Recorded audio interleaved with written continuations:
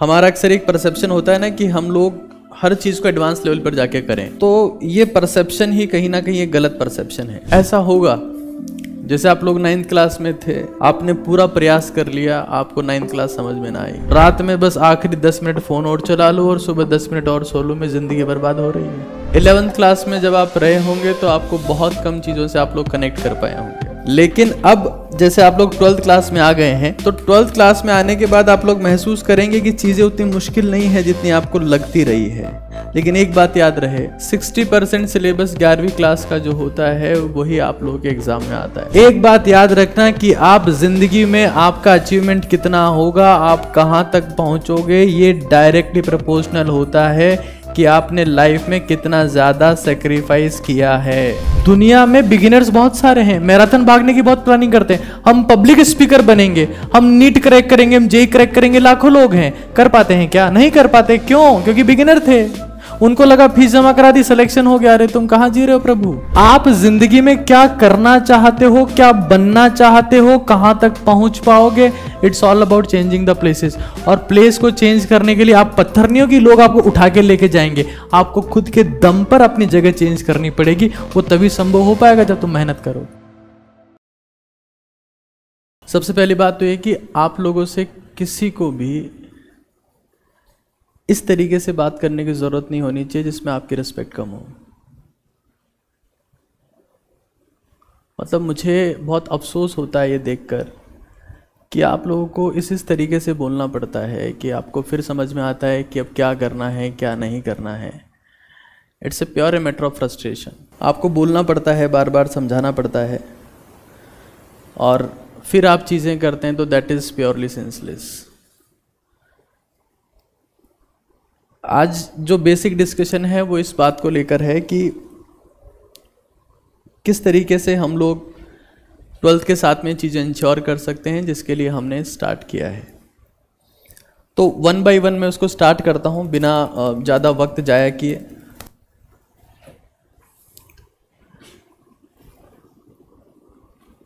ये शर्ट भी चला गया है। एक तो आप में से कितने लोगों को ये कॉन्फिडेंस है कि हाँ, they are ready to crack the exam with the 12th, they feel like this, कि वो इस ट्रैक पर हैं कि वो एग्ज़ाम को क्रैक कर सकते हैं? कितने लोगों को ऐसा लगता है?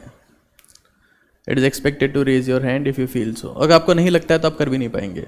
ये तो सीधा कॉन्सेप्ट है, इर्रेस्पेक्टिव ऑफ योर रैंक, क्या आप पढ़ रहे हैं, क्या आप नहीं कर रहे हैं। अगर आपको नहीं लगता है कि आप एग्ज़ाम क्रैक नहीं कर पाएंगे तो आप नहीं कर पाएंगे। मतलब ज़िंदगी में जो भी आप करते हैं उसका आपको पहले से पता होता है, जो आपके साथ होना होता है आपको पहले से पता होता है। तो अगर मैं 12th के साथ में रैंक की बात करता हूँ अलॉन्ग विद द 12th, है ना, सिलेक्शन विद 12th की बात करते हैं,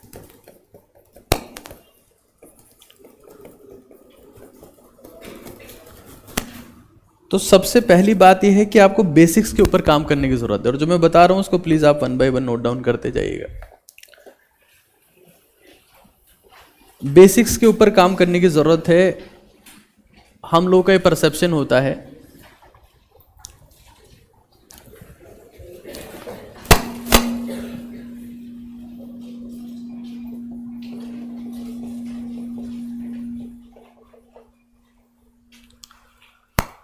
हमारा अक्सर एक परसेप्शन होता है ना कि हम लोग हर चीज़ को एडवांस लेवल पर जाके करें,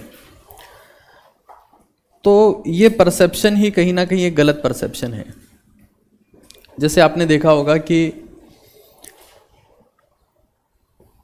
हम हर एक चीज़ को एक्सट्रीम पर जाके करना चाहते हैं। एक बहुत पुरानी बात है, एक बार एक किसी राज्य में वहाँ के वजीर की मौत हो गई। जो प्रधान होता है वहाँ का, जो राज्य को चलाता है, जैसे हमारे राज्य में मुख्यमंत्री होता है, वैसे ही हर एक राज्य में एक राजा होता है और उसका प्रधान होता है। प्रधानमंत्री से बोलते हैं, वजीर बोलते हैं। वो मर गया। अब वजीर ऐसी पोस्ट होती है जहाँ पर अगर एक नाकाबिल इंसान होगा, एक बेवकूफ़ इंसान होगा, तो राज्य को डुबो देगा। जिसमें समझ नहीं होगी, जिसमें धैर्य नहीं होगा, वो उसका कबाड़ा कर देगा। तो पूरे नगर में बात फैल गई कि भाई वजीर की मृत्यु हो गई है और राजा चाहते हैं कि नए वजीर की नियुक्ति जल्द से जल्द की जाए। 3 सबसे समझदार लोगों को छांटा गया कि ये हमारे राज्य के 3 सबसे समझदार व्यक्ति हैं और ये इतने समझदार हैं कि ये हमारे राज्य को बड़ी आसानी से प्रॉपर फॉर्मेट में चला सकते हैं, ये इनमें काबिलियत है। 3 सबसे समझदार लोगों को बुलाया गया। समझदार लोगों को बुलाकर राजमहल में ठहरा दिया गया, भाई आप रुको और कल आप लोगों की परीक्षा होगी। अब परीक्षा के बारे में कुछ ऐसा था कि वो परीक्षा की बात बहुत समय पहले नगर में चल रही थी कि भाई ऐसा होता है, ऐसा होता है। तो उन तीनों को भी पता लग गया कि इस तरीके से परीक्षा होना क्या था उसमें कि एक कमरा होगा, उसके बाहर ताला लगाया जाएगा और ताले पर कुछ नंबर्स लिखे होंगे, कुछ पहेलियाँ लिखी होंगी, कुछ अलग अलग बातें लिखी होंगी, उसमें उसका कोड छिपा होगा। वो कोड पता होगा तो ताला खुलेगा, वरना खुल ना पाएगा। और जो खोल के बाहर आएगा वही वजीर के लायक है, बाकी सब कचरा है, उनकी बस की बात है नहीं। जो खोल के बाहर आएगा उसको हम वजीर मान लेंगे, बाकी लोगों का कुछ नहीं। तो ये बात पूरे नगर को पता थी। उन 3 लोगों को भी ध्यान चल गई जो राजमहल के आसपास रुके हुए थे, जो आगे जाके वजीर बनने वाले थे। उसमें से 2 उठे और भागे। मार्केट में जितनी भी किताबें थी जो ताला खोलने को लेकर थी, जितनी भी किताबें ऐसी थी जिससे ताला खुलता हो, ताले की जिस पे त भी लिखा हुआ हो, वो सारी किताबें छान मार के लेके आए, क्योंकि वजीर की पोस्ट थी, कुछ जाने देना नहीं चाहता था।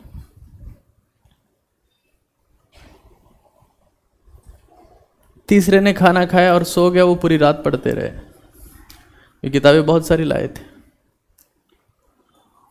और इतनी भयंकर पढ़ाई करी कि सुबह उनको होश नहीं। उनसे पूछो 3 + 3 कितने होते हैं, तो 4 बोल रहे हैं, क्योंकि पढ़ाई बहुत भयंकर करके आए हैं। पढ़ाई के बाद ज्ञान तो आ जाता है, सुबह से रात तक आप पढ़े ज्ञान तो आ जाएगा, लेकिन होश चला जाता है क्योंकि आप सोए नहीं हो। तो पूछा गया बताओ 3 + 3, तो 2 बोले। एक पूरी रात बढ़िया खाना खा के सोया है। आपको पता है जो इंसान तैयारी करके नहीं जाता उसमें कॉन्फिडेंस ज़्यादा होता है, और जो पढ़ के जाता है उसको लगता है कि यार ये छूट तो नहीं गया कहीं ना कहीं, इसमें कोई गड़बड़ तो नहीं हो गई। तीनों को एक कमरे में बंद कर दिया गया, ताला लगा दिया गया। ताले के ऊपर पहेलियाँ, कुछ एक शब्द, कुछ एक अंक लिखे हुए थे। बोले जो खोल के बाहर आएगा वो वजीर होगा, पूरा राज्य चला जाएगा।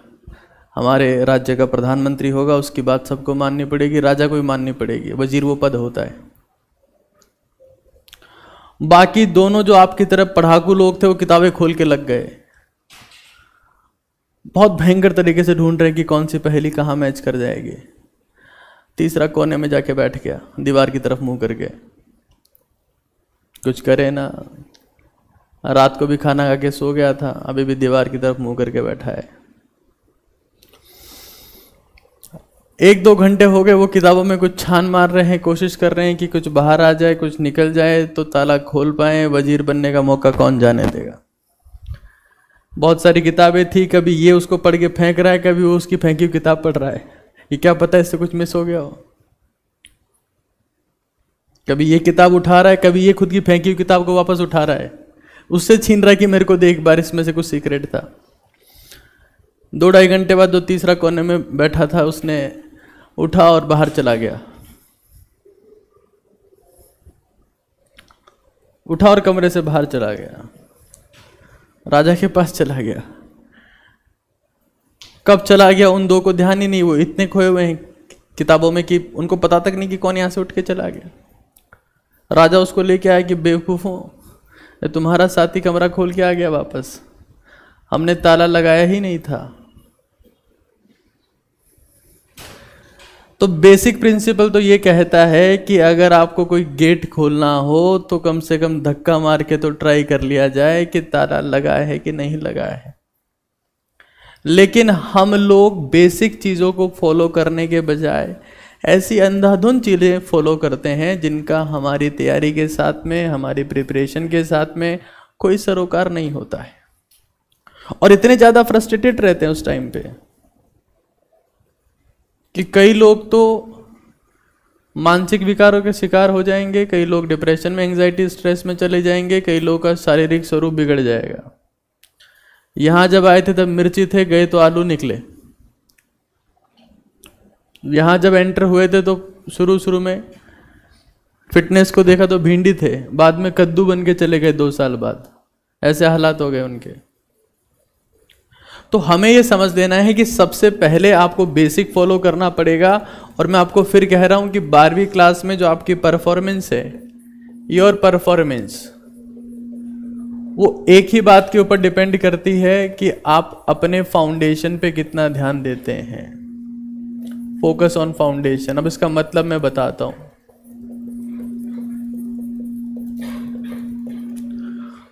और इनवर्स में है ये जितने आप और करामात कर सकते हैं, टाइप ऑफ अदर रिसोर्सेज।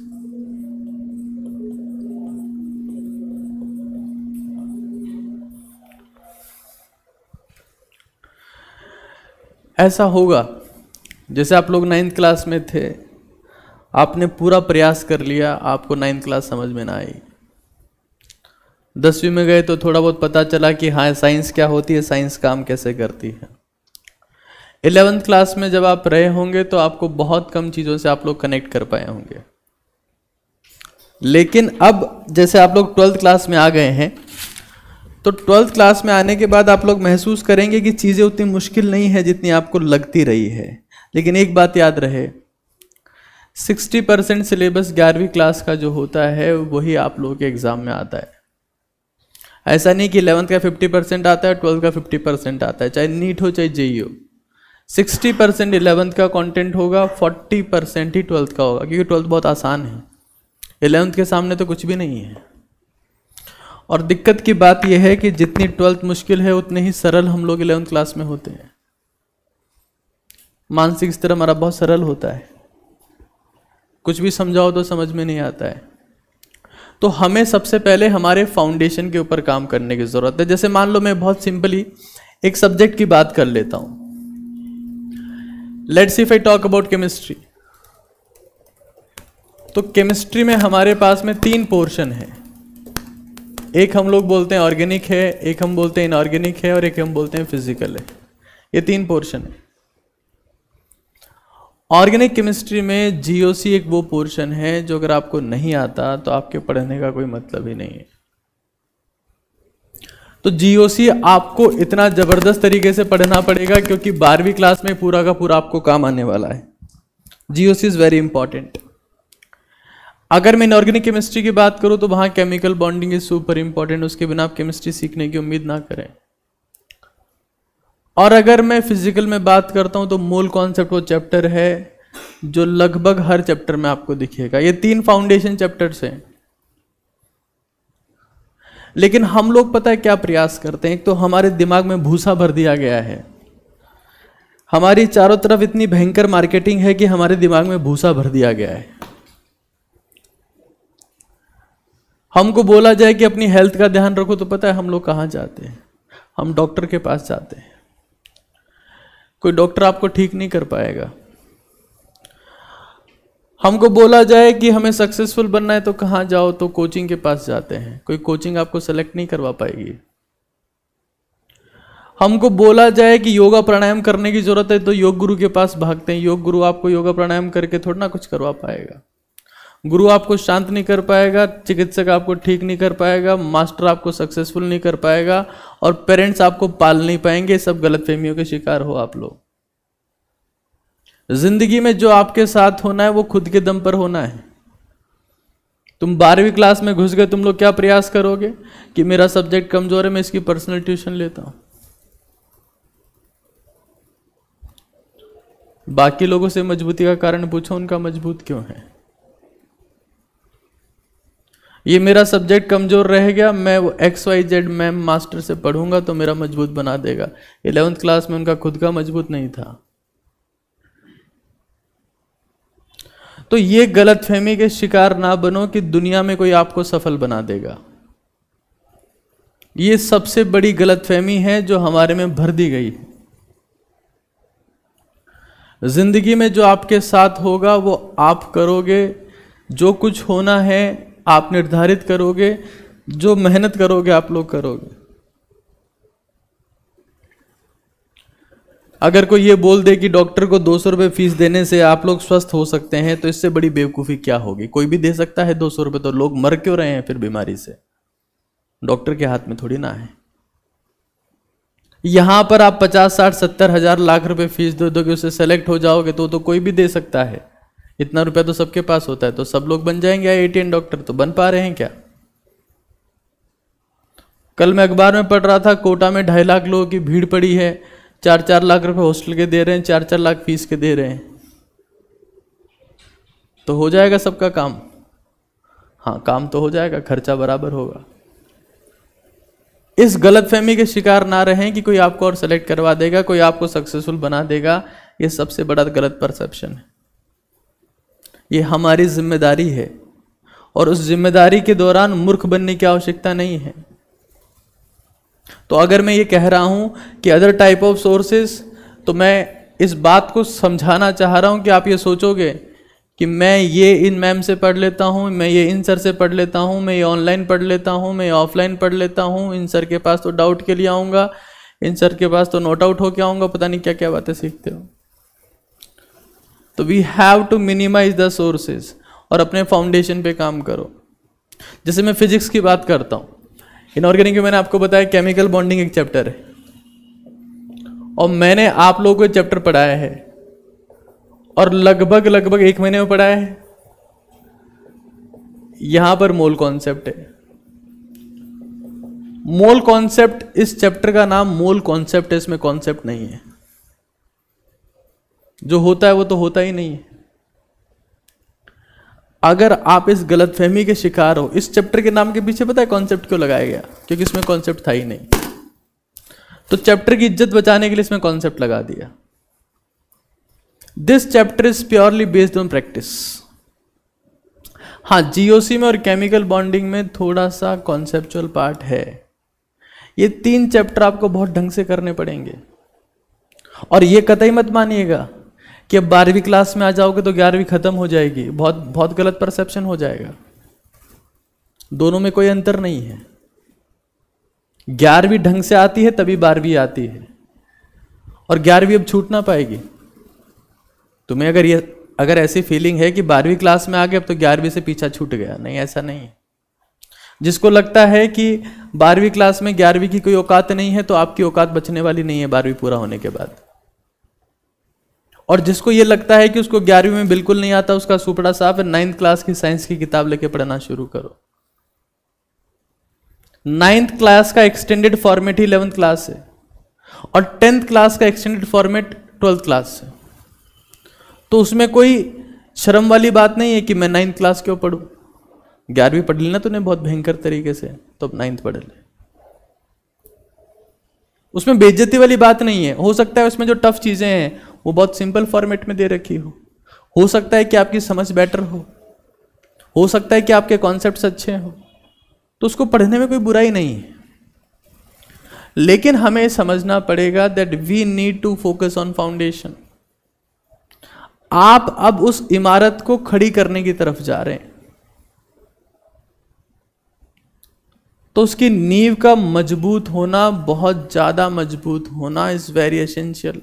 ऐसे ही मान लो मैं अगर फिजिक्स की बात करता हूं, if I talk about physics, तो आपको यह समझ लेना है कि 2 चैप्टर्स, बेसिक मैथ्स जिसमें पता ही नहीं चलता कि हमें कब यूज करनी है, वेक्टर्स, और कहीं ना कहीं पूरी मैकेनिक्स, आप बोल सकते हो मैकेनिक्स, ये आपका पीछा कहीं नहीं छोड़ने वाले। स्पेसिफिकली बेसिक मैथमेटिक्स और वेक्टर्स, इन 2 चैप्टर्स को आपको वापस पढ़ने की जरूरत है। इसलिए नहीं कि आपको समझ में नहीं आए थे, इसलिए कि अब इनको ज्यादा समझने की जरूरत है, क्योंकि ये आपके लगातार काम में आने वाले हैं। हर चीज के फाउंडेशन को आप पकड़ोगे, हर चीज के फाउंडेशन पे गौर करोगे, तभी आप इंप्रूवमेंट की उम्मीद करिएगा। ये मत सोचिएगा कि अगर हम लोग यहां आ गए हैं तो हम लोग महानता की तरफ चले जाएंगे। बहुत बड़ी गलतफहमी है, बेकार परसेप्शन है। तो जब गेट को खोलना हो तो बेसिक क्या होता है, पहले धक्का देके तो देख लो। फाउंडेशन तो उसका यही है, पहले एक बार धक्का देके तो देख लो कि गेट बंद भी है कि नहीं है। कई बार होता है, आपने ऐसी बेवकूफ़ी बहुत बार करी होगी, आप कहीं बाहर खेलने गए और घर के बाहर से घंटी पे घंटी बजा रहे हो, उसके बाद माता जी ने चिल्ला के बोला और या फिर हो सकता है चाटा भी मार दिया हो, एक बार धक्का देके तो देख लेता, खुला ही पड़ा है। हम 10 गेट खोल के आए, ये वाला गेट खोलने के लिए जो खुला पड़ा है। तो we need to understand that there is foundation, and foundation को हर एक केस में बहुत ज़्यादा सीरियसली लेने की ज़रूरत है, वरना आप पढ़ेंगे, एक दिन आएंगे, 2 दिन नहीं आएंगे, 3 दिन सो जाएंगे, चौथे दिन शादी में जाएंगे और निपट जाएंगे। तो किसी भी केस में इन चैप्टर्स को नहीं छोड़ना है।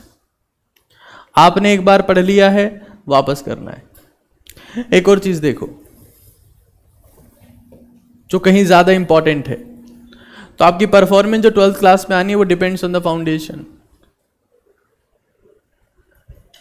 अगर तुम ये सोचते हो कि हम 4 जगह से पढ़ाई करेंगे तो सेलेक्ट हो जाएंगे, तो मैं हिस्ट्री बता देता हूं, जितने भी टॉप रैंकर्स हैं वो शिद्दत से यहाँ पर एक जगह टिक के पढ़े तब जाके सेलेक्ट हुए। क्योंकि जब आप 4 जगह एफर्ट करते हो, 4 जगह प्रयास करते हो, तो आप कहीं भी प्रयास कर नहीं रहे होते हो, आप सिर्फ टाइम पास कर रहे होते हो। दूसरी जगह कहीं जाते हो तो वहां दोस्त बन जाता है, कोई दोस्ती हो जाती है, तो उसमें निपट जाते हो। गुलाब खरीदने की कोशिश करते हो, गुलाब ना खिल पाएगा, जिंदगी सूख जाएगी, तब समझ आएगा। तो हमें ये समझ जाना है कि हमें अब एक्चुअल हमें स्पीड अप करने की जरूरत है, क्योंकि आपका अब सेकंड हाफ चलेगा। फुटबॉल का खेल कभी देखा हो, वर्ल्ड कप अभी खत्म हुआ, सेकंड हाफ में एनर्जी ज्यादा जो टीम लगाती है वो जीत जाती है। फुटबॉल हो, हॉकी हो, क्रिकेट हो, जिंदगी हो, जिसमें भी सेकंड हाफ में दम लगाने का जज्बा है वो आगे निकल जाएगा। सेकंड हाफ में मोदी को देखो, उस इंसान का 50 साल तक कोई गोल कर ही नहीं पाया कभी वो। पहली बार जब मुख्यमंत्री बना 2002 में गोधरा कांड हो गया, मोदी जी आए, बोले आप ये ऐसे कैसे देश चलाते हो, दंगे हो रहे हैं आपकी जगह में, आप जहां के राजा हो वहां पे आप दंगे करवा रहे हो उस राज्य में। हटने की बारी आ गई, बोले हटाओ इस मुख्यमंत्री को, जैसे तैसे कैसे बने रहे। अब वो इंसान में इतनी काबिलियत आ गई है कि वो किसी भी स्टेट में जाकर जहां चुनाव प्रचार करना शुरू करता है वहीं पर खुद का मुख्यमंत्री बना देता है। क्यों? सेकंड हाफ में परफॉर्मेंस दे रहा है। और जब आप सेकंड हाफ में मेहनत करते हो ना, तो अब आप सिंगल मेहनत नहीं कर रहे होते हो, कंपाउंडिंग आपके साथ में है। अब आप जब मेहनत करोगे तो आपको बहुत कुछ चीजें पहले से पता होगी, बहुत कुछ आप पहले से जानते होंगे। फिजिक्स की स्पेलिंग बताने की जरूरत ना पड़ेगी। अब v = u+at होता है आपको मालूम होगा, इंटीग्रेशन डिफरेंशिएशन कैसा होता है, लॉग लेना क्या होता है आपको मालूम होगा। तो जब अब आप मेहनत करोगे तो रिजल्ट डबल आएगा। मैं एक बात जानता हूं और बहुत अच्छे से मानता हूं कि इस दुनिया में अगर आपको अल्ट्रा सक्सेसफुल होना है तो आपको सेकंड हाफ का प्लेयर बनना पड़ेगा, क्योंकि खिलाड़ी हाफ जाएंगे, सेकंड हाफ तक पहुंचते पहुंचते हाफने लगते हैं, तभी तो उसको हाफ हाफ बोल रहे हैं। हाफने लगेंगे और वहां पर जो खुद का स्टेमिना दिखाएगा वो आगे का खेल जीत जाएगा।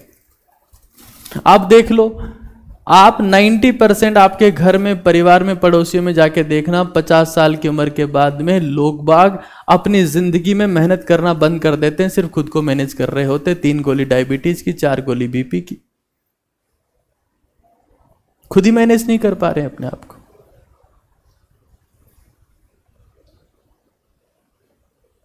जिंदगी की शुरुआत हुई थी, बच्चे थे, गैस की टंकी लेके आते थे, अब खुद टंकी लेके घूम रहे हैं।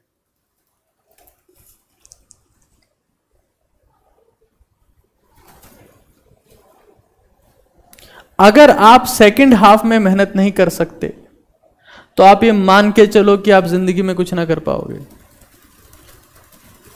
क्योंकि फर्स्ट हाफ में मेहनत करना आसान है, चीजें नहीं होती है। हमने पहली बार देखी होती है, थोड़ा जज्बा होता है, वहाँ नई ड्रेस मिली है, नई नोट्स मिले, नई टाइप के लोग मिले, नई जगह मिली है।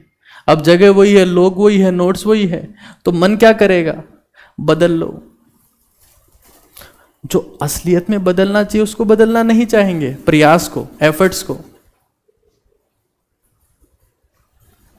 ये तो सब देखा दिखाया है, बदल लो, क्या पता कुछ हो जाए। हाँ होगा, बचा हुआ समय और खराब हो जाएगा। ऐसी जगह जा पाओगे जहां तुम्हें कोई जानता ना होगा, ना तुम उसे जानते होंगे, दोनों एक दूसरे को जानने में निकाल दोगे। तो हमें सबसे पहली बात ये समझनी है कि सेकंड हाफ है, गोल सेकंड हाफ में होते हैं, रन सेकंड हाफ में बनते हैं, जीत सेकंड हाफ में डिसाइड होती है। तो किसी का भी ये परसेप्शन अगर है कि अब तो हो गया, नैया लुट गई, अजय देवगन की शायरियां याद आ रही है कि हमारी कश्ती वहां डूबी जहां पानी कम था। हाँ, हमने पढ़ाई वहां छोड़ी जिसमें सिलेबस कम था, 12वीं में कम होगा तो निपट जाओगे। और ये ध्यान करो कि तुम लोगों ने तैयारी जब स्टार्ट की थी तो क्या सोच के स्टार्ट की थी? क्या उसके पीछे माँ बाप का मोटिवेशन था कि तुम कुछ करना चाहते थे, कि पड़ोस में किसी को इम्प्रेस करना चाहते थे, कि बस भैया ने मैथ्स ली थी इसलिए लेना चाहते थे, कि भैया के पास में, भैया एम्स में चले गए इसलिए तुम कुछ करना चाह रहे थे, कि दीदी के भैया के फूफा जी की जो भी है कुछ था इसलिए तुम बन गए? तो ये तो कुछ मोटिवेशन हुआ नहीं, ये तो बकवास है। ऐसा मोटिवेशन तो काम नहीं करता है। तो हमें फाउंडेशन पर काम करने की जरूरत है, यहां से वहां भटकने की जरूरत नहीं है, अपने प्रयास को बढ़ाने की जरूरत है। क्योंकि अब तुम्हारे पास में नॉलेज है, अब तुम थोड़ा कुछ जानते हो, थोड़ा भी प्रयास करोगे एफर्ट रिजल्ट का डबल आएगा, एफर्ट थोड़ा लगाओगे रिजल्ट डबल आएगा।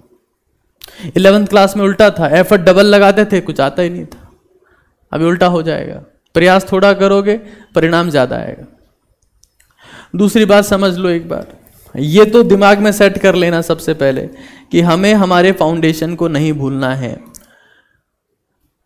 दूसरी एक स्टार मार्किंग टेक्निक होती है, इसको पोस्टमार्टम से भी आप कनेक्ट कर सकते हैं।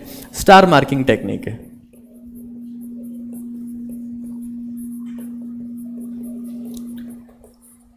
ये अब आपकी जरूरत है। Basically this is connected with what? This is connected with a postmortem.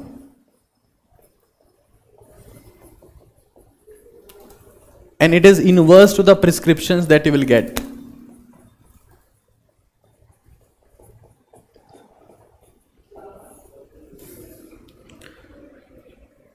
अब पोस्टमार्टम का मतलब क्या है, एक बार आप समझने की कोशिश करो। जैसे आपने 11th क्लास में काफी सारे टेस्ट दिए होंगे, कुछ एक क्वेश्चन भी गलती से सॉल्व किए होंगे। टेस्ट में अगर आपके नंबर कम आए हैं तो इसका मतलब क्यों नंबर कम आए होंगे? आपका सवाल गलत रहा होगा तभी आपके नंबर कम आए हैं। तो वो सारे सवाल जो आप नहीं कर पाए, या जो आपको समझ में नहीं आए, या जिनके डाउट क्लियर नहीं हुए, उन टेस्ट को अब कोई ऐसा तो नहीं इसने होली में जला दिया वो टेस्ट? बोले सर हमारे वो पड़ोस में अखबार कम पढ़ रहे थे, हमने बोला हमारे टेस्ट पेपर पढ़े हैं, हम दे आए उनको माइनर टेस्ट मेजर टेस्ट सारे। ऐसा नहीं है। तो जितने भी आपके प्रीवियस चीजें हुई है, चाहे प्रीवियस पेपर हुआ हो, चाहे प्रीवियस मॉड्यूल हो आपका, अभी मैं आपसे चाहूंगा कि आप उनमें एक बार प्रॉपर मार्किंग कर लें कि कौन से क्वेश्चन ऐसे थे जिनसे मैंने बहुत कुछ सीखा, कौन सी चीज़ें ऐसी थी जो मेरे लिए इंपॉर्टेंट थी, और आपको उनको बार बार रिवाइज करना। एक बात रिपीट कर देता हूं मैं, जैसे आप लोग के टेस्ट में सेक्शन है, वो सेक्शन बी आते हैं, 2 हिस्सों में पेपर आता है, तो सेक्शन बी में लगातार 11th क्लास का सिलेबस आएगा। इस गलतफहमी में मत जीना कि 11th से पीछा छूट गया है, और बाकायदा रिसोर्सेज आपके पास में होंगे। सेक्शन बी में 10 क्वेश्चन आ रहे हैं आपके पास, वो 10 के 10 क्वेश्चन जो है वो 11th क्लास के होंगे। हालांकि 5 छोड़ने का ऑप्शन होता है उसमें, पर 5 तो करने पड़ेंगे। 11th क्लास को हम किसी भी कीमत पर नहीं छोड़ सकते। तो इसलिए मैं आपको कह रहा हूं जितने भी माइनर टेस्ट आपने दिए हैं, आपको पता है पोस्टमार्टम क्या होता है? कुछ जानते हो आप लोग? ये जो कुछ मैं बोल रहा हूं या ऊपर से जा रहा है सब कुछ? पोस्टमार्टम जानते हो? कब करते हैं? जिंदा आदमी का पैदा होते ही? बोले पैदा हो गया था, काट के देखते हैं क्या हुआ है। मरने के बाद करते हैं क्या? चेक करने के लिए कि मौत का कारण क्या था। मान लो डॉक्टर ने दवा लिखी और कोई पेशेंट था वो मर गया, इसका मतलब ये हुआ कि जिन्होंने प्रिस्क्रिप्शन लिखा, जिन्होंने दवाई लिखी, उनको पता नहीं था कि दिक्कत क्या है, बट लिख दी। और जब मर गया तो बाद में पोस्टमार्टम किया तो पता चला कि दिक्कत तो ये थी, दवाई ये दी थी। ऐसे ही तुमने अगर पेपर दिया तो पेपर में तुम्हारे मान लो बहुत सारे सवाल गलत हो गए, तो उसका प्रॉपर एनालिसिस करो। वो पेपर 11th क्लास का हो सकता है, वो आपके मॉड्यूल का हो सकता है, वो आपके डीपीपी का हो सकता है, और उसमें चेक करो कि पोस्टमार्टम से आपको चेक ये करना है कि वो दिक्कत जो है वो किसकी वजह से है। वो एलओसी की वजह से है, वो एलओटी की वजह से है, कि वो एसएमएस की वजह से है। एलओसी मतलब lack of concepts, line of control नहीं है। आपको शनि देओल वाली फील लेने की जरूरत नहीं है कि अभी जाते हैं हम पाकिस्तान में हैंडपंप उखाड़ के लाते हैं। लैक ऑफ कॉन्सेप्ट्स हो सकता है कि आपने पढ़ा ही ना हो, आपको कॉन्सेप्ट ही ना आता हो, या आपकी प्रैक्टिस करने का तरीका गलत हो, तब लैक ऑफ टाइम होता है। मान लेते हैं आपने केमिकल बॉन्डिंग चैप्टर पढ़ा, 11th क्लास में पढ़ लिया, और एक दिन आप ये डिसाइड करते हैं कि आज मैं केमिकल बॉन्डिंग के उस चैप्टर स्पेसिफिक के सारे PYQs करने वाला हूं, प्रीवियस ईयर क्वेश्चंस करने वाला हूं। और आप प्रैक्टिस कैसे करते हैं? उसमें आप एक क्वेश्चन करते हैं और फिर पीछे जाके सॉल्यूशन देखते हैं, फिर आप एक क्वेश्चन करते हैं, फिर पीछे जाके सॉल्यूशन देखते हैं, फिर आप एक क्वेश्चन करते हैं, पीछे जाके सॉल्यूशन देखते हैं। तो ये प्रैक्टिस का तरीका गलत है।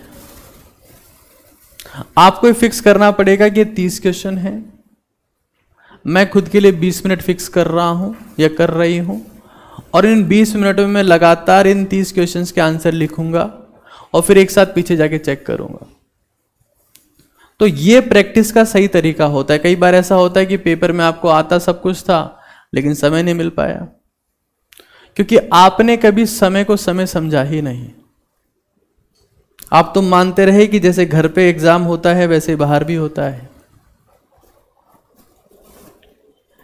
जेईई और नीट के एग्जाम इस बात के खेल नहीं है कि आपको कितना आता है, वो इस बात के खेल हैं कि आप लिमिटेड टाइम में कितना कर पाते हो। जिंदगी भी इस बात का खेल नहीं है कि आप कितने महान हो। मान लो किसी इंसान को 1000 साल दे दिए जाएं तो सक्सेसफुल तो हो ही जाएगा। किसी के पास 1000 साल हो, बोले 100 साल में तो बॉडी बनाएंगे, पहले 100 साल पढ़ाई करेंगे, 300-400 साल कमाएंगे, सक्सेसफुल तो हो ही जाएंगे। लेकिन ऐसा होता नहीं है। समय तो 60 साल, 70 साल, 80 साल ही मिलता है। उसमें जो खेला कर गया वो निकल गया आगे। बाकी सब सोच रहे हैं कि अपना टाइम आएगा, रणवीर सिंह का गाना चला के बैठे हैं। कुछ आया थोड़ी ना उनका टाइम तो चला गया, अब ना आएगा, उम्मीद भी नहीं है। अब समय आएगा तो साथ में लकड़ियां भी आएंगी। अब समय ना आएगा, और आएगा तो लकड़ियां आएंगी, लोग भी आएंगे।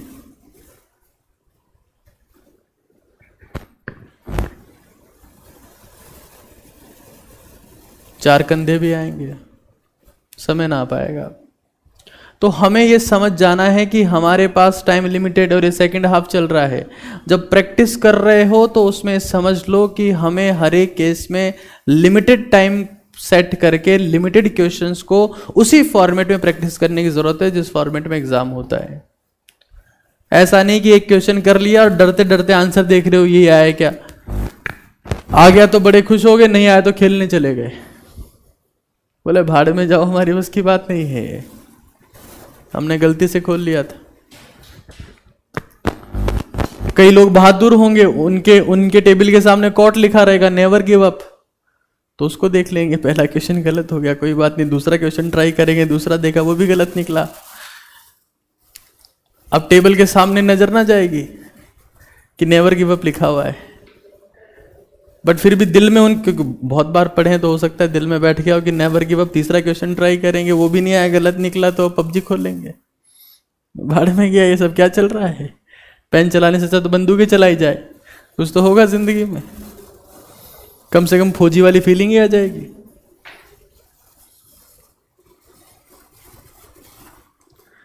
तो हमें ये समझ जाना है कि पोस्टमार्टम बहुत जरूरी है, कि वो लैक ऑफ कॉन्सेप्ट से हो रहा है, लैक ऑफ टाइम से हो रहा है, कि सिली मिस्टेक से हो रहा है, ये हमें समझ जाना है। अगर कोई सिली मिस्टेक से आपका आंसर गलत आ रहा है या प्रॉपर नहीं हो रहा है, तो इसका सीधा मतलब यह है कि आप उस क्वेश्चन को प्रॉपर फॉर्मेट में नहीं पढ़ रहे हो,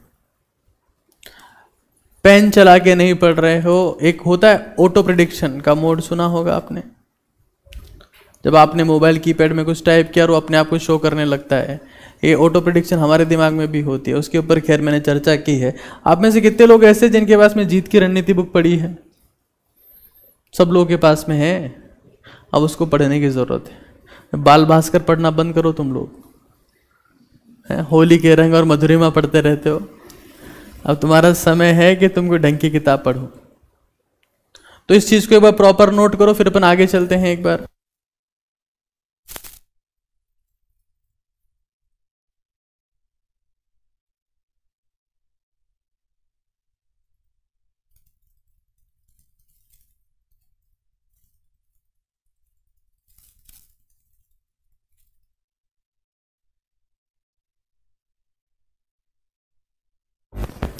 चलो, तो हमें ये समझ जाना है भाई, ये बहुत जरूरी है। अब तीसरी बात देखो एक बार, कई लोगों का ये परसेप्शन होता है कि हम अगर कोचिंग कर रहे हैं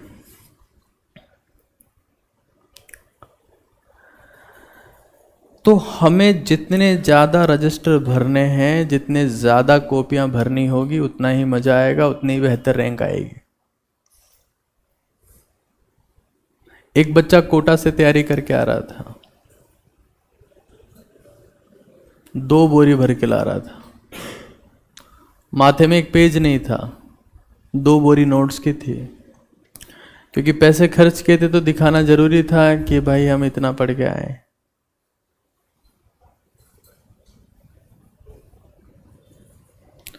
ट्रेन में चढ़ने ही वाला था कि फिसल गया,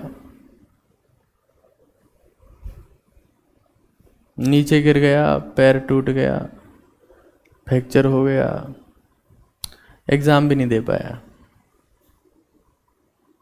बोझ सिर्फ शरीर के ऊपर जब इतना खतरनाक हो सकता है तो दिमाग के ऊपर कितना खतरनाक होता होगा, सोचो एक बार। हमें यह समझ जाना है कि आपका जो कॉन्फिडेंस होगा इस तैयारी में, योर कॉन्फिडेंस जो सबसे इंपॉर्टेंट होगा, जो कईयों का खत्म हो चुका है, मुझे उनकी शक्ल पे दिख रहा है कि अब इनकी बस की बात नहीं बची, इन तिलों में तेल नहीं बचा।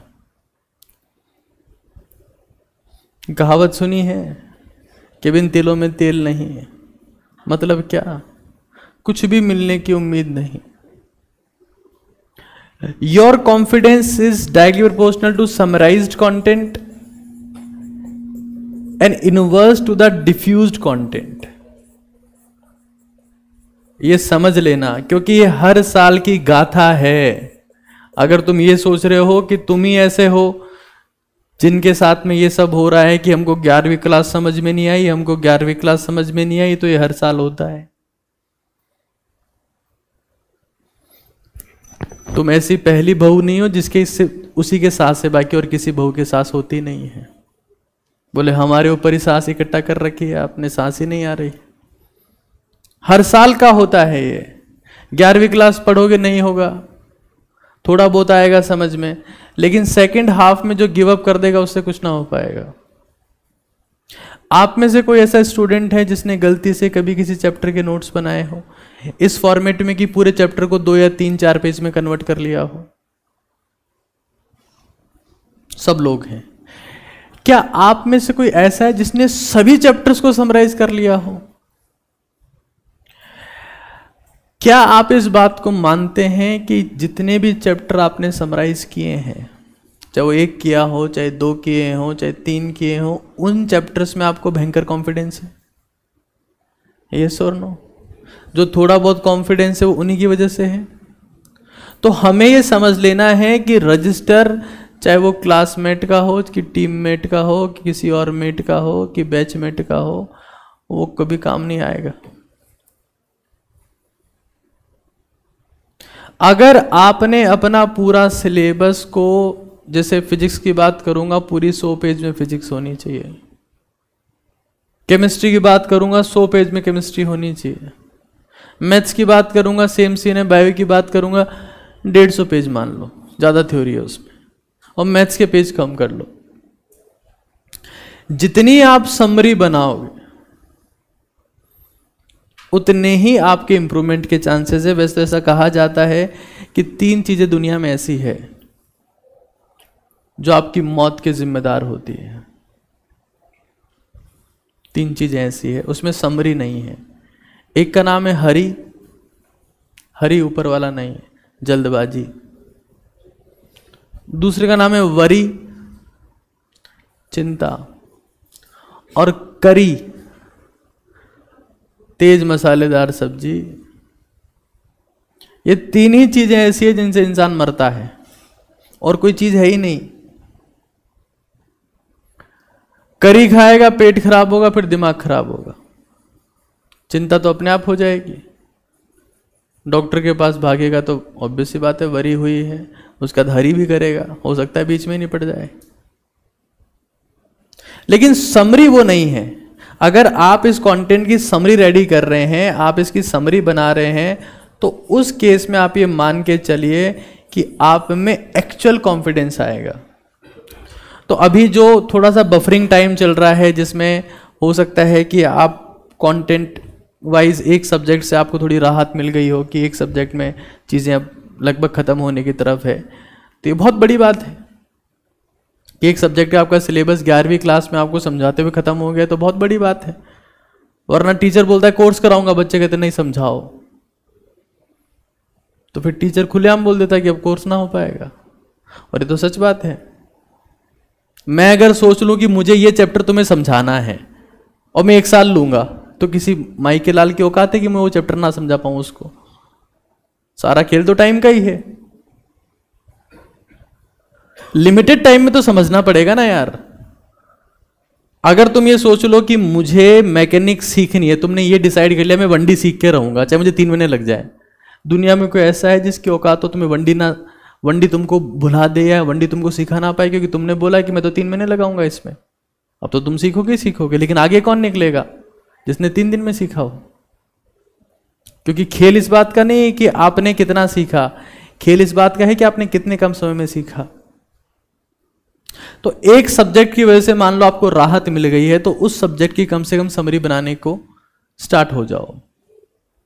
आपकी निचोड़ बुक्स का यूज करो, उनका इस्तेमाल करो, आपके खुद के नोट्स का इस्तेमाल करो, क्योंकि मुझे पता है मैं कुछ बोलूंगा तुम बहाना करोगे मिली ही नहीं है, पता है मुझे।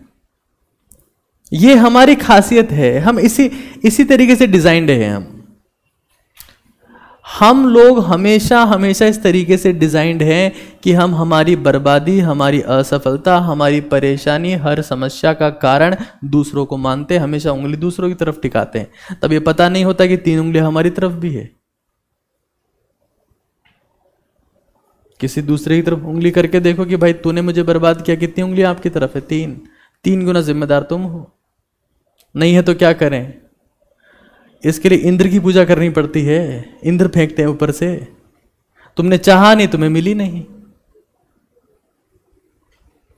अगर तुम ये सोच लेते कि मुझे किताब चाहिए, तो दुनिया की कौन सी ताकत ऐसी जो रोक पाती? लेकिन तुम घूमते रहे, मिल जाएगी। किताब भी सोचती रहेगी हाँ मिल जाऊंगी, तुम भी सोचते रहे कि मिल जाएगी, वो भी सोचते रहे कि मिल जाएगी, तो ना किताब मिली ना तुम मिले। और जब कोई पूछेगा तो क्या बोलेंगे? मिली ही नहीं। ये तो बहाना मारेंगे हम। इससे आत्मा को शांति मिलती है कि हमारी कोई गलती नहीं है। हम तो चाहते थे, लेकिन किताब खुद पैदल चल के नहीं आई, शायद वो रविवार को पोलियो की दवा पीने ना गई हो, अब ना चल पाती होगी, चलती तो आ जाती। हमारी वैसे नहीं चलती, किताब खुद नहीं चलती। समरी कंटेंट बनाना सबको एट एनी कॉस्ट स्टार्ट करना है, वरना आपकी 11वीं क्लास बर्बाद है, क्लियरली बर्बाद है। मैं आपको स्टाम्प पेपर पे लिख के दे सकता हूं।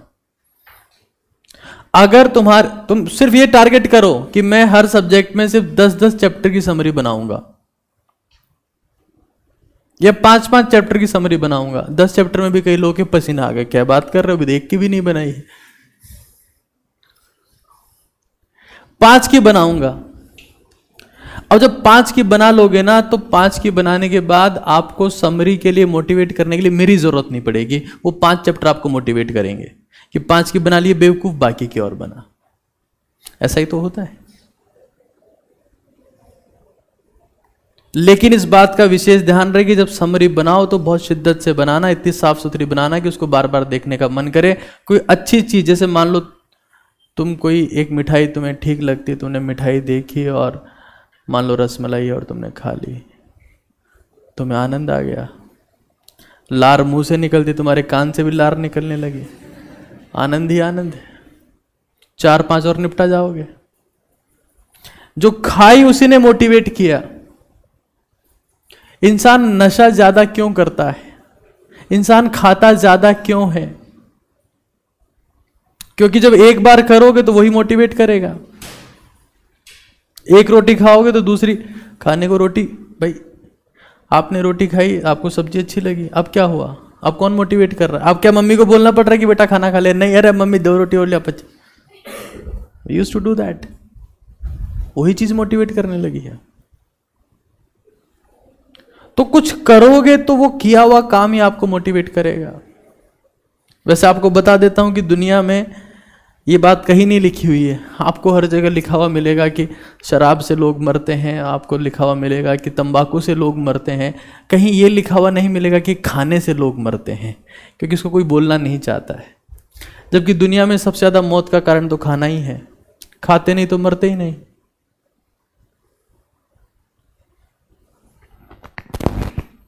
शुगर क्यों बढ़ी? भूखे रहे थे इसलिए। बीपी क्यों बढ़ा?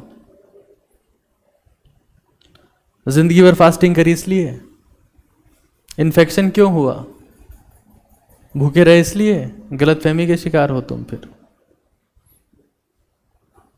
दुनिया में भूखे लोग नहीं मरते हैं,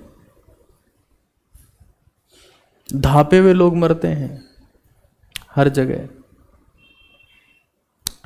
खैर ये अलग बात है, लेकिन मैं आपसे विशेष तौर से बात कहना चाह रहा हूं कि हर एक केस में समझ लें कि हमें समरी पे काम करना है। और जैसे आप समरी पे काम करोगे, आप देखोगे आपकी 95% वरीज अपने आप सिग्निफिकेंटली कम हो गई है। आप कॉन्फिडेंट फील करते हो। और समरी बना के उसको चिपका नहीं देना है। कई लोग इसको ये समझते हैं कि हम दीवार पे चिपका देंगे तो अब तो दीवारें बोल उठेंगी। समरी जैसे आपने बना ली है तो समरी को आपको कंटिन्यूअसली मेमोराइज करना है। यहां से घर जा रहे हो तो ये सोचते हुए जाओ। क्लासिफिकेशन ऑफ बॉन्ड सोचते हुए जा रहे हो कि बॉन्ड कितने टाइप के होते हैं। घर से आ रहे हो, हाइब्रिडाइजेशन के बारे में सोचते हुए आओ। आपकी जो आप सोचोगे वो आप बोलोगे, जो आप बोलोगे वो आप लिखोगे, जो आप लिखोगे वो आप करोगे। जैसा आप बोलोगे, लिखोगे, सोचोगे, वही तो सब आउटकम आएगा। अब सोच ये रहे हो कि उसको कल रात को इंस्टाग्राम पे मैसेज किया था, रिप्लाई आया कि नहीं आया। निपट जाओगे तुम, कुछ नहीं हो पाएगा तुमसे। आज स्टाम्प पेपर पे लिख के दे सकता हूं। सोच में तुम्हारे ये है और सपना ये है कि मुझे AIR-1 लाना है। AIR-1 किस में लाना है? फेक आईडीज बनाने में, कि एक आईडी से तो रिप्लाई नहीं आ पाया, दूसरी बनाओ।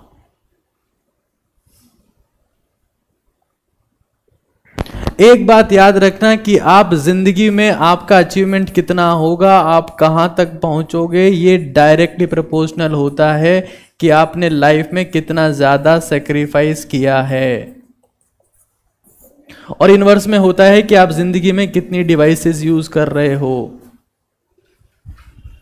एक और शपथ आज सब लोग लेके जाएंगे कि दिवाली से पहले कोई सोशल मीडिया का इस्तेमाल नहीं करेगा।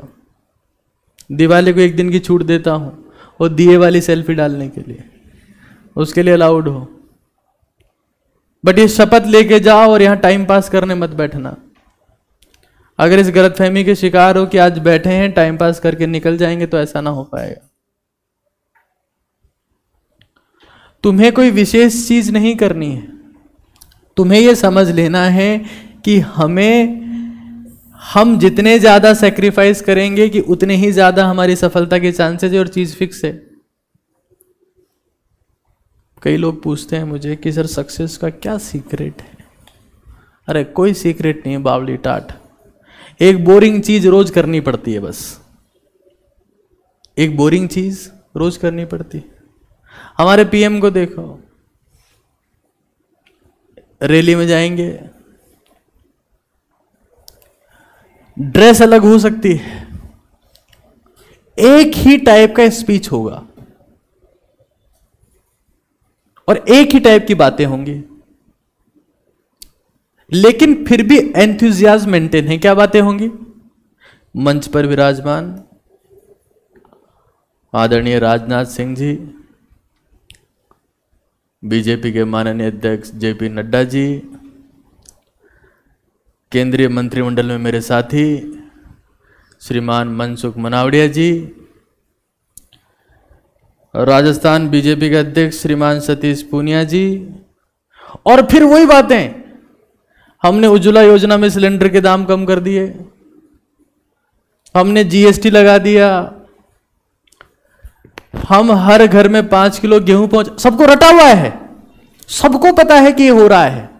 लेकिन फिर वही बात, घर पे गए वही खिचड़ी खानी है, वही खिचड़ी खानी है जिसमें कोई मसाला नहीं है, कोई मीठा नहीं है, कोई इंटरेस्ट नहीं है, और सब्जी डली हुई खिचड़ी उबली वो खानी है। गर्म पानी पीना है, दारू सिगरेट पीनी नहीं है, पब में डांस करने जाना नहीं है, बार में जाके नाचना नहीं है, फिर सुबह उठना है 5 बजे, योगा प्राणायाम करना है, और फिर पूछना है अपने पीए को कि क्या सीन है, बोले साहब आप फिर वो मनसुख मनावड़िया जी का नाम लेने जाना है। आप बोरिंग लाइफ के साथ में कितना ज्यादा कंफर्टेबल हो ये क्लियर है। हार्ड चॉइसेस इजी लाइफ, आपने हार्ड चॉइसेस रखी है लाइफ में किसी भी एस्पेक्ट में, तो आपकी लाइफ इजी है। Easy choices tough life simple है। आपके सामने बहुत बढ़िया खाना आ गया और आपने सोचा कि अरे यार रुका नहीं जा रहा, दबादब चेप लेता हूं, और खूब भर के खा लिया, पेट के बीच में चीरा आने वाला है। अब इजी क्या था? फटाफट उठा के खाना, but life has become what? Tough. तो हमें यह समझ जाना है कि हम कितने सारे सेक्रीफाइस कर सकते हैं, यह समझ जाना। अब मुझे इसमें मोटिवेट करने की जरूरत ना पड़े।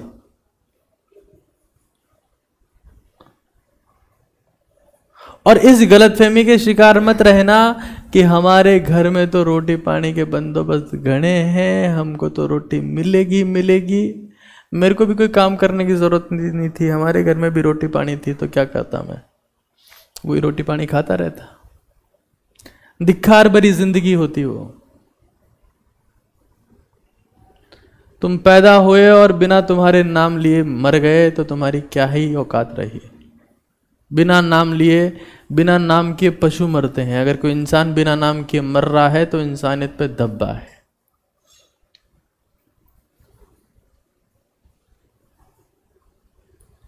तो हमें समझ जाना है कि हम कितने सेक्रीफाइस करने की औकात रखते हैं, और वो बहुत सारे सेक्रीफाइस हो सकते हैं। इजी चॉइसेस के नाम बता सकता हूं मैं आपको। इंस्टाग्राम का मैसेज आता है, फटाक से इंस्टाग्राम खोलना, इतनी तेजी से खोलना कि इंस्टाग्राम खुद रिस्पॉन्ड ना कर पाए। अरे भाई रुक तो जा, मैं खुल रहा हूं यार, है, इतनी तेजी से खोलना उसको, ये इजी चॉइस है। सुबह अलार्म बज रहा है तो उसको चांटे मार मार के चुप कराना है, दे स्नूज पे चुप, बदतमीज कहीं का। तेरे को बोला 20 मिनट पहले, बोला मत कर, अरे मालिक बज गए जिसका आपने अलार्म सेट किया था, बोले रुक जा भी 2 मिनट बाद का वापस किया हुआ है, 2 मिनट तो सोने दे। रात में बस आखिरी 10 मिनट फोन और चला लो और सुबह 10 मिनट और सो लो, में जिंदगी बर्बाद हो रही है। ये तुम्हें समझना आएगा, बर्बाद हो जाएगी तब समझ आएगा कि अब तो बर्बाद हो गई, अब कोई मौका नहीं है। मतलब ये तुम्हारी जिंदगी का सबसे इंपॉर्टेंट साल होने जा रहा है, ये तुम लोगों को भनक तक नहीं होगी अभी। किससे इंपॉर्टेंट साल अब तुम्हारी जिंदगी में नहीं आएगा, क्यों बता देता हूं। इस साल हो सकता है कि तुम इतनी मेहनत करो कि वहां पहुंच जाओ जहां पर सारे ही ब्रिलियंट लोग हो, तुम्हारे जैसे मेहनती लोग हो। और जब मेहनती लोगों के बीच में आप पहुंच जाते हो ना, तो जैसी संगत वैसी रंगत की बात आपने सुनी होगी। कॉलेजेस इसलिए नहीं है कि आपको बढ़िया पैकेज मिल जाएगा, आपको बढ़िया डिग्री मिल जाएगी, आप टॉप कॉलेज में पहुंच गए तो अल्ट्रा सक्सेसफुल हो जाओगे, गलतफहमी के शिकार हो तुम। कॉलेज सिर्फ इसलिए है क्योंकि वहां का माहौल ही तुम्हें बहुत कुछ बनाएगा। गधों के बीच में रहोगे, गधे बनोगे, कोई संदेह नहीं है इसमें। ऐसा कहा जाता है कि 5 अमीर लोगों के साथ आप रहते हैं, छठे अमीर आप हैं। 5 बुद्धिमान के साथ रहते हैं, छठे बुद्धिमान आप हैं। 5 फुटबॉल खिलाड़ियों के साथ आप रहते हैं, छठे फुटबॉलर आप होंगे। 5 क्रिकेटर के साथ में रहते हैं, वो आपको 5 क्रिकेटर आपको जीने देंगे, क्रिकेट खिला के मानेंगे, छठे क्रिकेटर आप हैं। और 5 गधों के बीच में रहते हो तो तुम्हें ढेंचू ढेंचू करने से दुनिया की कोई ताकत नहीं रोक सकती, ये मेरा वादा है। तुम करोगे ढेंचू ढेंचू, आज नहीं तो कल करोगे, क्योंकि तुम 5 गधों के साथ रहे हो। वो मजबूर करेंगे तुम्हें, 24 घंटे तुम्हें मजबूर करेंगे कि एक बार तो ढेंचू ढेंचू करना पड़ेगा तुम्हें। ऑप्शन ही नहीं है तुम्हारे पास में। ये जिंदगी का सच है। तो कॉलेज तुम इसलिए नहीं जा रहे हो कि वो तुम्हें कोई कोर्स करवा देंगे और तुमको डिग्री दे देंगे और तुम महान बन जाओगे, ऐसी गलतफहमी में मत रहना। कॉलेज तुम इसलिए जा रहे हो ताकि तुम गधों से दूर जा सको, अरबी घोड़ों के बीच में दौड़ लगा सको। क्योंकि जितना ऊपर जाओगे गधे मिलने की संभावना कम हो जाती है।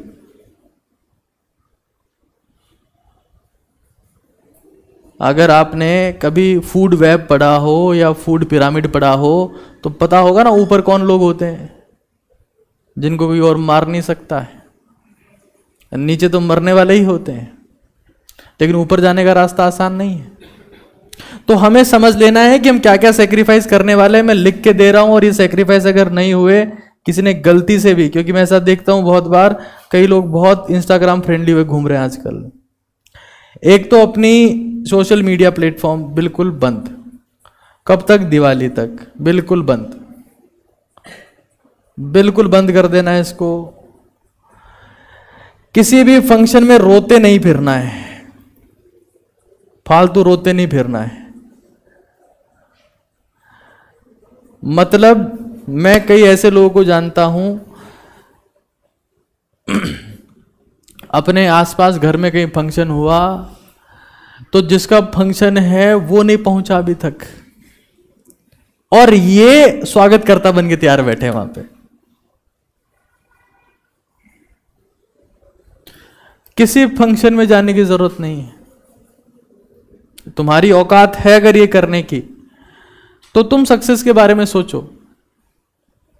ऐसा नहीं है कि तुम यहां पर आ गए हो तो अब तो तुम्हें डायरेक्ट हार्वर्ड से डिग्री मिलनी चाहिए, तो ऐसा ना हो पाएगा।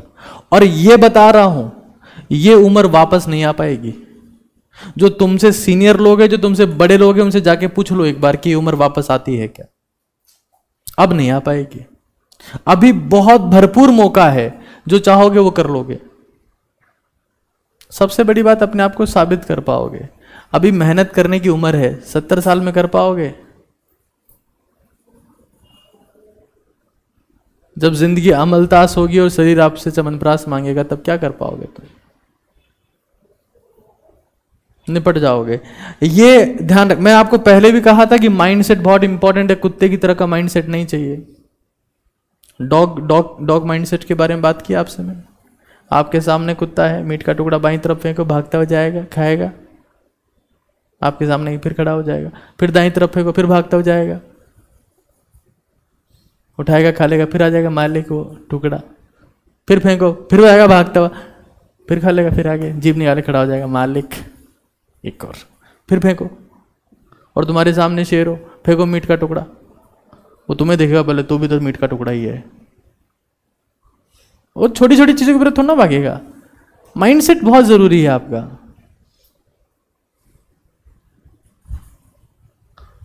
मैं फिर कह रहा हूं, और हर्षित मैं तुम्हें विशेष तौर से कह रहा हूं, जिस हिसाब से तुम मूवमेंट कर रहे हो, तुम्हारे पेट में कोई जंपिंग डॉल कूद रही है, इतना क्यों हिल रहे हो? ये समझ लो कि तुम कितना, क्योंकि मैंने आपको पहले बताया एक बात कि तुम छोटी छोटे टुकड़ों के पीछे भागो। बर्थडे पार्टी हो सकता है, सेलिब्रेशन हो सकता है, मैसेज हो सकता है, फंक्शन हो सकता है, सोशल मीडिया हो सकता है, गेम हो सकता है। तुम एंजल प्रिया समझ के मान लो कि इससे बात कर ले 4 महीनों से, और उसके बाद में जब एग्जाम हो गया, रिजल्ट आया, पता लगा कि वो पास वाले सरदार जी थे, तुम्हें कौन समझा पाएगा? और मैं तुम्हें एक और बात बता देता हूं, एक और, ये शायद तुम्हें ज्यादा क्लियर कर दे, बहुत ढंग से क्लियर कर दे, दैट योर रिलेशंस। क्योंकि मुझे पता है इंसान जब पैदा होता है तो वो अकेले में उसको बहुत दिक्कत होती है, और इंसान रिश्ते बनाना चाहता है, जगह जगह बिकाजी के सैंपल्स बांटता है। वो शायद रिश्ते वाली कुछ ऐसे उसमें कोट वोट है, आई डोंट नो क्या है उसमें। बिकाजी नमकीन बांटता है, पता रसगुल्ले बांटता है, हमेशा रिश्ते बनाए, जो भी है वो सब। लेकिन आपके रिलेशंस डायरेक्टली प्रोपोर्शनल टू होते हैं सक्सेस के, और इनवर्स में होते हैं फेल्योर के।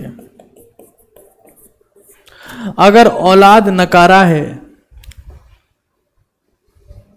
भांग पी के गली में पड़ी है, नाली में पड़ी है, तो माँ बाप भी नहीं बोलना चाहेंगे कि हमारा छोरा है, वो भी अंधेरे में आके उठाएंगे, उनको भी इज्जत की परवाह है।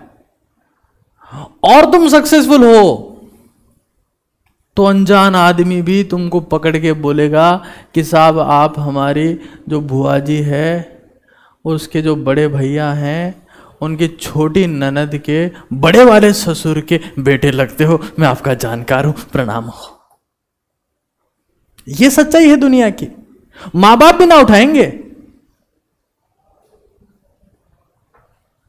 नाली में पड़ा रहने दे, अपने आप उठ के आ जाएगा। ये हमारे सुने हुए शब्द हैं, हमने सुने हैं, कई लोगों के लिए सुने हैं, उनके माँ बाप से सुने हैं, और रिसेंटली सुने हैं, अभी तो होली तो गई है अभी। ये दुनिया की सच्चाई है दोस्त। तो तुम अगर ये सोच रहे हो ना कि तुम्हारे पास इंटरनेट का रिचार्ज है और तुम पूरी दुनिया से रिश्ते बना लोगे, गलतफहमी के शिकार हो तुम।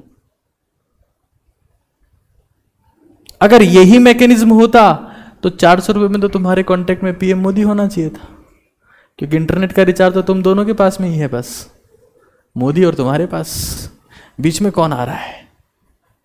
कोई और नहीं होना चाहिए। ये बात याद रखो कि तुम जिन चीजों के पीछे भागते हो, मैं कह रहा हूं पास वाले सरदार जी निकले तो तुम्हें रिश्ते बनाने की जरूरत ना पड़ेगी अगर सक्सेसफुल हो जाओगे तो, वरना निपट जाओगे और तुम्हें कोई पूछने वाला नहीं होगा। फिर जो बातें होती ना, उसको डिप्रेशन में चला गया, उसने हाथ काट लिया, वो आज रस्सा लेके आया है, कल पंखा लगवाएगा। ये सब घटिया चीजें कब होती है? When you are unsuccessful. आपको कोई पूछने वाला नहीं, आपसे कोई बात करने वाला नहीं, आपको कोई समझाने वाला नहीं, आपको कोई समझने वाला नहीं। क्यों? Because you are a pure failure. तुम कचरा हो, तुमसे कौन रिश्ता रखेगा? तुम चाहते हो तो मैं तुम्हारी बात कर लेता हूं, तुम्हारे कौन से, जैसे मान लो तुम्हारे 2 फूफा जी, तुम कौन से फूफा जी को ढंग से धोख देते हो? पता है, तुम इसमें क्या बताने की जरूरत है मुझे? कौन सी फूफा जी तुम्हें प्यारी लगती है? बताने की जरूरत ही नहीं है। किसी बहन को कौन सा भाई अच्छा लगता है? बताने की जरूरत है क्या इसमें? जरूरत ही नहीं है प्रभु, ये तो क्लियर कट है। तो अनसक्सेसफुल हो गए और फिर ये सोचोगे कि हम इंस्टाग्राम से मैसेज से दुनिया चला लेंगे, तो तुम्हारे जैसे कई कबूतर उड़ गए इस दुनिया से, कुछ ना चल पाया उनसे। बाद में तो एक गाने गाते गाते उड़ रहे थे कि टूटा टूटा एक परिंदा ऐसे टूटा कि फिर उड़ ना पाया, तार पे जाके बैठ गए, नीचे गिर गए। तो अगर इस गलतफहमी के शिकार हो तुम, तो तुमसे कुछ ना हो पाएगा। एक और चीज समझ लो, अब इसमें कंप्रेस, सप्रेस और डिप्रेस होने की जरूरत नहीं है। एक बहुत इंपॉर्टेंट बात समझ लो, ये जो तुम्हें करनी ही करनी है, एसईडी एंड एसएडी,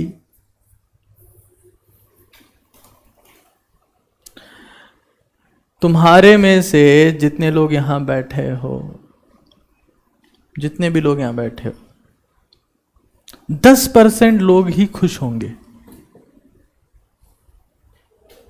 ऐसे बैठे हैं जैसे इससे मुक्ति पाओ और कल कुछ नया करेंगे, कल भी यही होगा।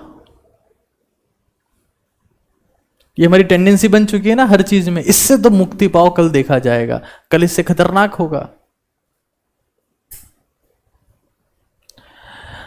आपकी स्लीप के साथ में बिल्कुल कॉम्प्रोमाइज नहीं होना चाहिए, आपकी एक्सरसाइज के साथ में कॉम्प्रोमाइज नहीं होना चाहिए, और आपकी डाइट के साथ में कॉम्प्रोमाइज नहीं होना चाहिए। अगर इन तीनों में से किसी पर भी कॉम्प्रोमाइज होगा तो आपकी सैडनेस पक्की है, आपका सोनापन, उदासीपन सब पक्का है। दुनिया में आप सुनते हो ना कि मैं उसकी वजह से उदास हूं, क्यों बेवकूफ बना रहा है। दुनिया में कोई किसी को उदास नहीं कर पाएगा सिवाय उसके खुद के, और वो कब होगा, जब उसको ना स्लीप का पता हो, ना एक्सरसाइज का पता हो, ना डाइट का पता हो। इन तीन चीजों की वजह से इंसान बर्बाद होता है, इन तीन चीजों की वजह से आबाद होता है, इन तीन चीजों की वजह से खुश होता है, और इन तीन चीजों की वजह से दुखी होता है। इसको हर एक कीमत पर इंप्लीमेंट करना भूल मत जाना किसी भी केस में। वो आपने कभी, आप हाईवे पे चले होंगे तो आपने देखा होगा चूक ना जाना किंग का खाना, या आपने कई बार देखा हो, गलती से गए हो कभी जयपुर जाते हो तुम लोग, मतलब ट्रेवल कैसे करते हो आप लोग? आपने धरती में कोई टनल खोद रखी है क्या?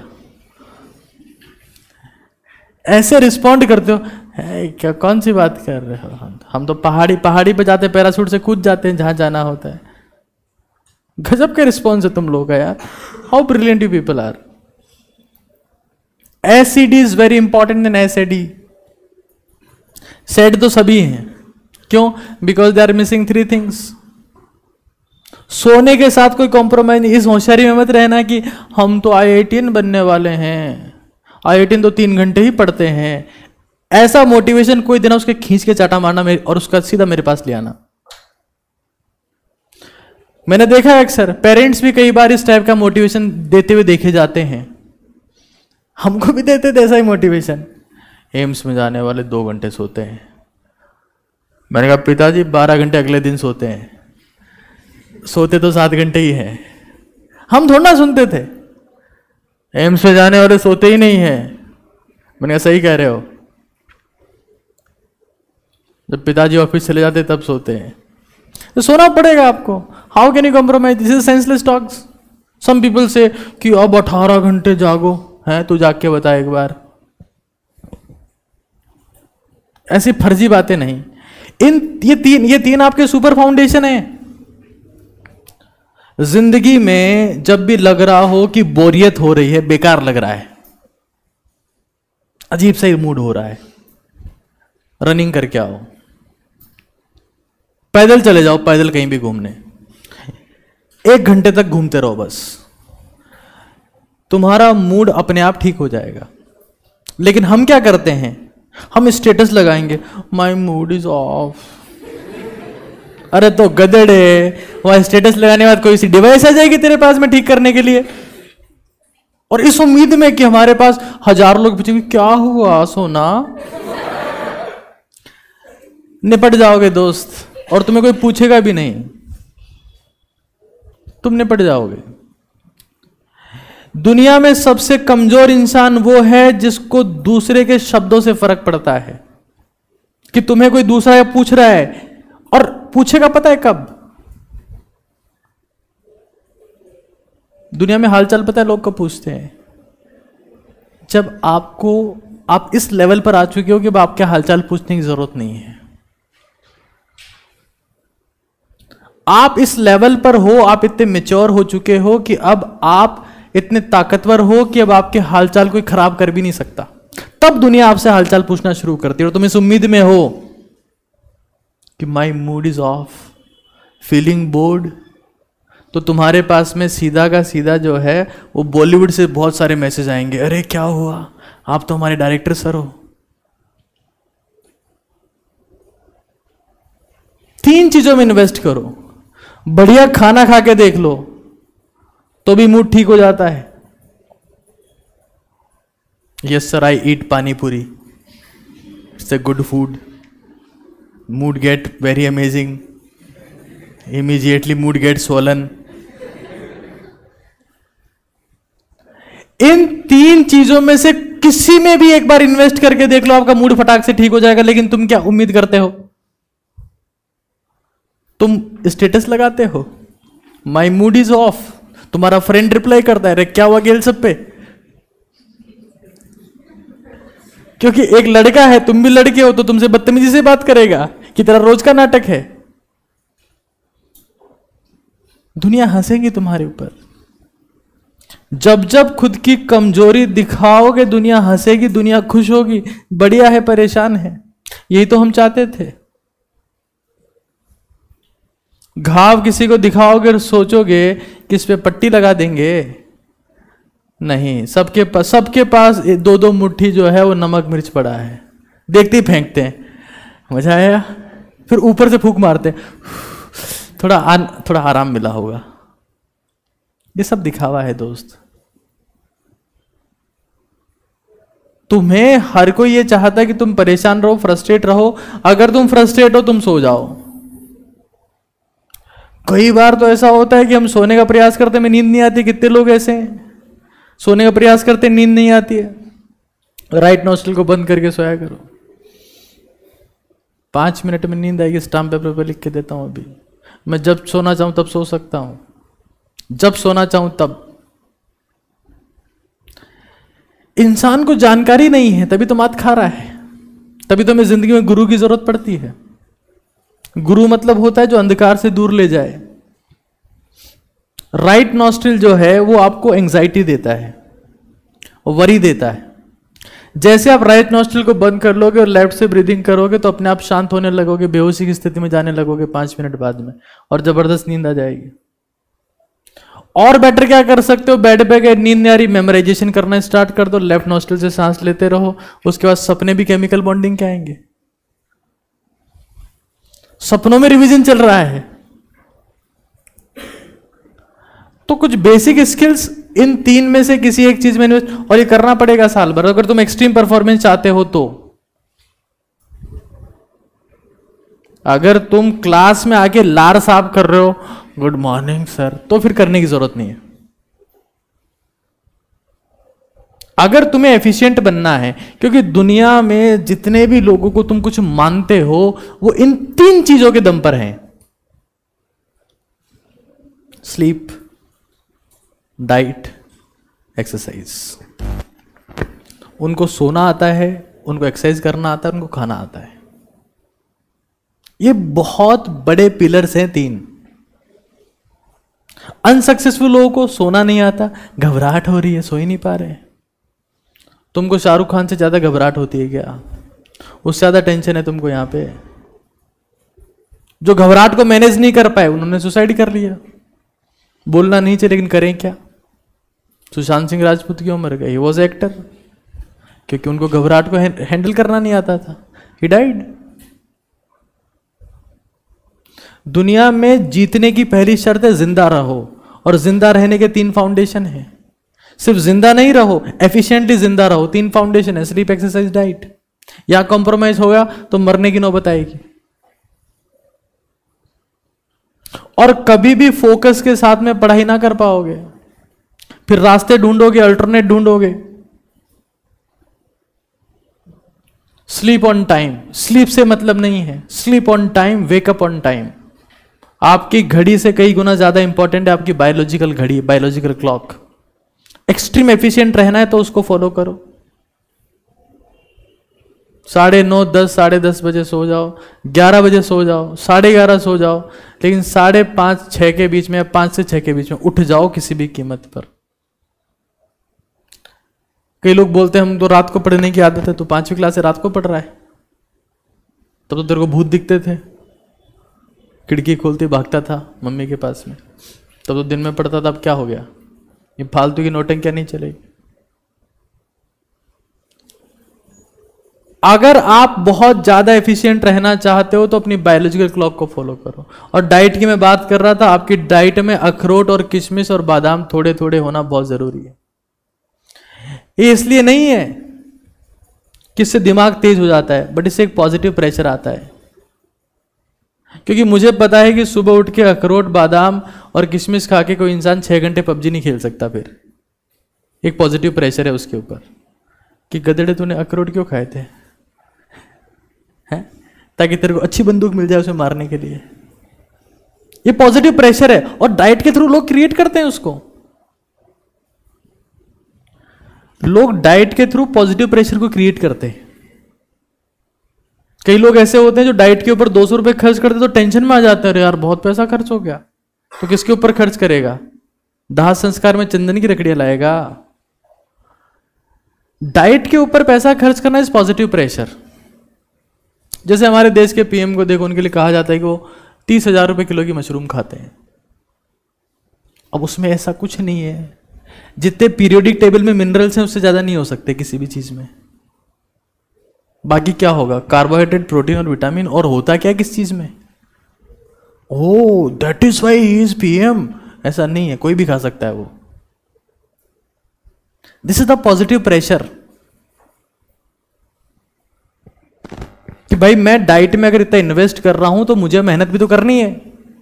30,000 रुपए किलो की मशरूम खाई, बड़ा कामड़ा लेके आए, कंबल, और पैर पसार के सो गए और खर्राटे ले रहे, और मशरूम बाहर आ रही है उसमें से।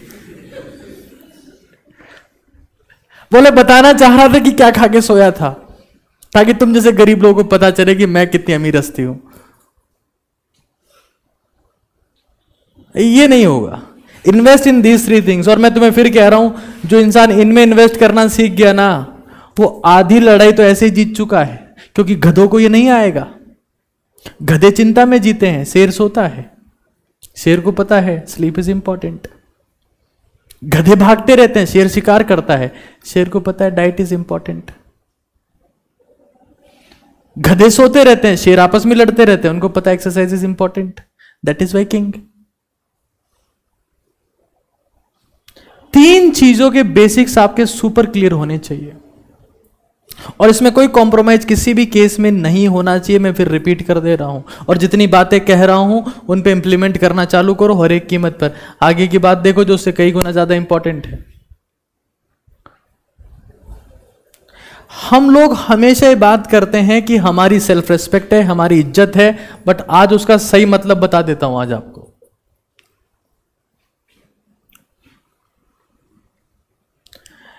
योर सेल्फ रिस्पेक्ट और रेस्पेक्ट और ऑनर और इज्जत, जो भी चीज उसको आप बोलो, वो सिर्फ एक ही बात के ऊपर डिपेंड करती है, जो आप उसको बोलना चाहो। वॉट यू फिनिश के डायरेक्टली प्रोपोर्शनल टू होती है, एंड वॉट यू स्टार्टेड के इनवर्स में होती है। Finishing is very important. Finishing is very important. Finishing is everything. शुरुआत करने वाले तो बहुत सारे हैं। जब ये सेशन शुरू हुआ तो इसमें शिद्दत से सुनने वाले तो बहुत सारे थे। अब कई लोग सरेंडर हो चुके हैं, क्योंकि फिनिशर तो बहुत कम है ना दुनिया में। जब कोई मैराथन शुरू होती है तो बहुत भागने वाले होते हैं। क्यों भागने आए थे? बोले वो अखबार में विज्ञापन देखा था, उसमें लिखा था कि इसमें वो कह रहे थे कि डबल क्रीम वाला दूध मिलेगा आधा किलो। हम तो पीने के लिए आ गए इधर। और बोले चने भी मिलेंगे, तो हम दूध चने खाने आए हैं। और जब मैराथन खत्म हो रही होती है वहां तो 2-3 लोग भाग रहे होते हैं, जिन्होंने ना दूध लिया ना चने लिए। वो सिर्फ पानी पी पी के भाग रहे थे, क्योंकि उनको भागने का जिद था। हमारे स्कूल में हर सैटरडे को क्रॉस कंट्री होता था। क्रॉस कंट्री में होता था कि हम ज्यादा दूर तक भाग के आते थे, और उसमें से कई लोग ऐसे होते थे जो स्कूल के गेट के पास में बैठे होते थे, और जैसे हम लोग भाग के आते थे हमारे साथ में आके भागने लगते थे। बोले हम भी क्रॉस कंट्री पूरी करके आए। बोले क्यों? मतलब दूध मिलेगा और चना मिलेगा, तो इसके लिए आए हैं हम। तो क्या वास्तव में उनको क्रॉस कंट्री का फायदा हुआ? क्या वो लोग फिनिशर थे? वो लोग कचरा थे। Finishing is very important. Kohinoor को जब पहली बार खदान से निकाला गया, कोहिनूर को, दुनिया का सबसे फेमस हीरा है, हीरो में बहुत सारे हीरे हुए, नाम कोहिनूर ने कमाया। 63 ग्राम का था कोहिनूर, 63 ग्राम्स।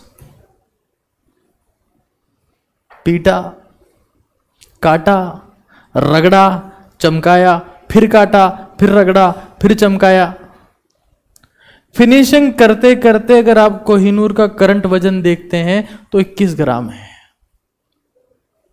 21-22 ग्राम के आसपास। कीमत जब निकाला गया 63 ग्राम का हाथी था, इज्जत ना थी, कोई वैल्यू नहीं करता था। रगड़ा, घिसा, चमकाया गया, फिनिशिंग की गई, तो आज कोहिनूर कहां पर है आप लोग जानते हो? कोहिनूर का नाम क्यों है? एप्पल कंपनी जिसके पीछे सब लोग दीवाने हैं, हर इंसान कांच के सामने जाके कटे हुए सेब के साथ में फोटो लेना चाहता है। वो कटा हुआ सेब जो कभी लाल नहीं होता काटने के बाद में भी, वो कंपनी सबसे ज्यादा फोकस फिनिशिंग पे ही करती है कि हमारा प्रोडक्ट लास्ट में अल्टीमेट दिखना चाहिए। महेंद्र सिंह धोनी को इज्जत मिली, बहुत जबरदस्त नाम कमाया उस इंसान ने। क्रिकेटर तो बहुत सारे हुए, लेकिन धोनी ने जितना नाम कमाया कोई ना कमा पाया। क्या लाइन मिली उसको? फिनिशर। बिगिनर तो बहुत थे, बिगिनर होते भी बहुत हैं, लेकिन फिनिशर होने की औकात बहुत कम में होती है। इंसान हांफने लगता है, शरीर साथ देना बंद कर देता है, आंखें मिचियानी लगती है, फोकस खत्म होने लगता है। वहां जो फिनिशर बनता है तो उसकी तो वैल्यू होनी है साहब, और फिनिशर को ही तालियां मिलती है। बिगिनर अगर फिनिश ना करे, सिर्फ बिगिनर बन के रह जाए तो गालियां मिलेगी। वो देखो ये गए थे साइंस लेने, 2 लाख 3 लाख लुटा दिए और कुछ हुआ नहीं इनसे, गालियां मिलेगी, टॉन्ट मिलेगी। बुआ जी आगे पूछेगी कौन सा रैंक आया, हालांकि बुआ जी को पता होगा, सारे डिजिट्स याद होंगे बुआ जी को, लेकिन फिर भी पूछेगी आके सबके सामने लाइव वीडियो कॉल में, बता कौन सा रैंक आया, बता बता, बदतमीज कहीं के, जल्दी बता सबके सामने। क्योंकि आप बिगिनर थे। यूसेन बोल्ट का नाम सुना होगा, वर्ल्ड चैंपियन आदमी है। 100 मीटर 200 मीटर में 9 गोल्ड मेडल जीते उस इंसान ने, 9 गोल्ड मेडल। 12 साल तक उस इंसान का राज रहा ओलंपिक में। वो भागना शुरू करता है तो सबके साथ बराबर भागता है, 70 मीटर तक बराबर भागता है, आखिर के 30 मीटर में डिफरेंस पैदा करता है, बताता है कि मैं यूसेन बोल्ट क्यों हूं और तुम बाकी सब खच्चर चूहे क्यों हो। 30 मीटर में फिनिश करता है। तो तुमने शुरू कर दिया, वो अच्छी बात है, उससे फर्क नहीं पड़ता दोस्त। लाखों लोग शुरू करते हैं। ये अजमेर छोटा सा शहर है, यहाँ टोटल 2 घर हैं, उसमें 3 लोग तुम रहते हो, 3 जो भी चूहे खरगोश जो भी रहते हो। शेर बनने की तो तुम्हारी बारी है। इतना सा शहर है ये, इतने से लोग रहते हैं उसमें। न जाने इतने बड़े बड़े शहर में जाता हूं, लोगों से मिलता हूं, इतनी भीड़ है कि मैं अगर किसी एक बड़े शहर में जाता हूं, सिर्फ इतना बोलता हूं कि मैं यहाँ आ रहा हूं, इस इंस्टीट्यूट में जितने बच्चे आते हैं उससे 10 गुना तो वहां पे खड़े होते हैं सर वेट में। इतने बच्चे हैं, तुम जितने बच्चे हो उससे ज्यादा तो वेट में खड़े होते हैं ग्राउंड में कि सर आने वाले। लाखों लोग शुरुआत करते हैं दोस्त। शुरुआत करने वालों की कमी थोड़ी ना है।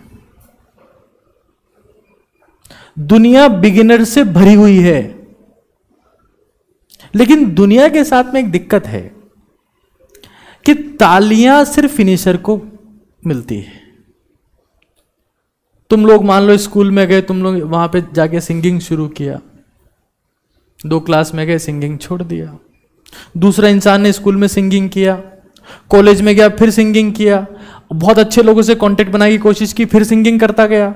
आसपास के जाके जो कार्यक्रम छोटे मोटे होते थे वहां जाके कंटेंट बना के सिंगिंग करता गया और बहुत बोरियत काम होता है, एक ही काम को बार बार करते जाना। बस वो सिंगिंग करता गया। 15 साल बाद तुम बोलोगे यार तो सुपरस्टार बन गया, तेरा किस्मत अच्छी थी यार। नहीं, तुमने वो काम पहले करना छोड़ दिया, तुमने मेहनत नहीं किया, तुमने प्रयास नहीं किया, तुम एक ही कचरा काम करते रहे लगातार और तुम निपट गए। बिगिनर बहुत सारे होते हैं दोस्त, और मैं तुमको ये नहीं कह रहा हूं कि तुम सिर्फ पढ़ाई में फिनिशर बनो, तुम जो काम शुरू करते हो उसमें फिनिशर बनो। दुनिया में हर साल करोड़ों लोग किताब लिखने की प्लानिंग करते हैं, करोड़ों लोग, लाखों लोग किताब लिखने की प्लानिंग करते हैं, लाखों लोग मैराथन भागने की प्लानिंग करते हैं। कौन भाग पाता है? ना किताब लिख पाता है, ना मैराथन भाग पाता है, औकात ही नहीं है। 2 पेज सब लिखते हैं। चेतन भगत से मोटिवेशन लेंगे, जेके रोलिंग से मोटिवेशन लेंगे, 2 पेज लिखेंगे।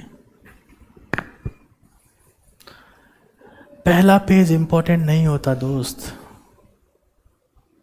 जो आखिरी 2 पेज तक उसी जोश से काम करता है ना, दुनिया उसी को राइटर मानती है।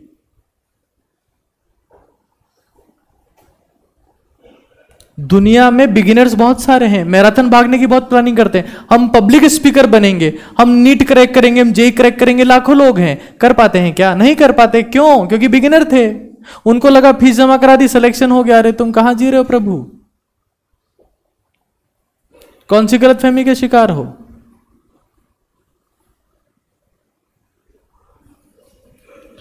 क्लियर कट समझ में आ जाना चाहिए कि आप कितने ज्यादा फिनिश करने की औकात रखते हो। और ये याद रखो, आपके चैप्टर की फिनिशिंग, आपको टीचर ने चैप्टर स्टार्ट करवाया, आपको पहले दिन समझ में आता है, क्योंकि पहले दिन प्रस्तावना चलती है, प्रीफेस, इंट्रोडक्शन, जिसमें कुछ नहीं होता।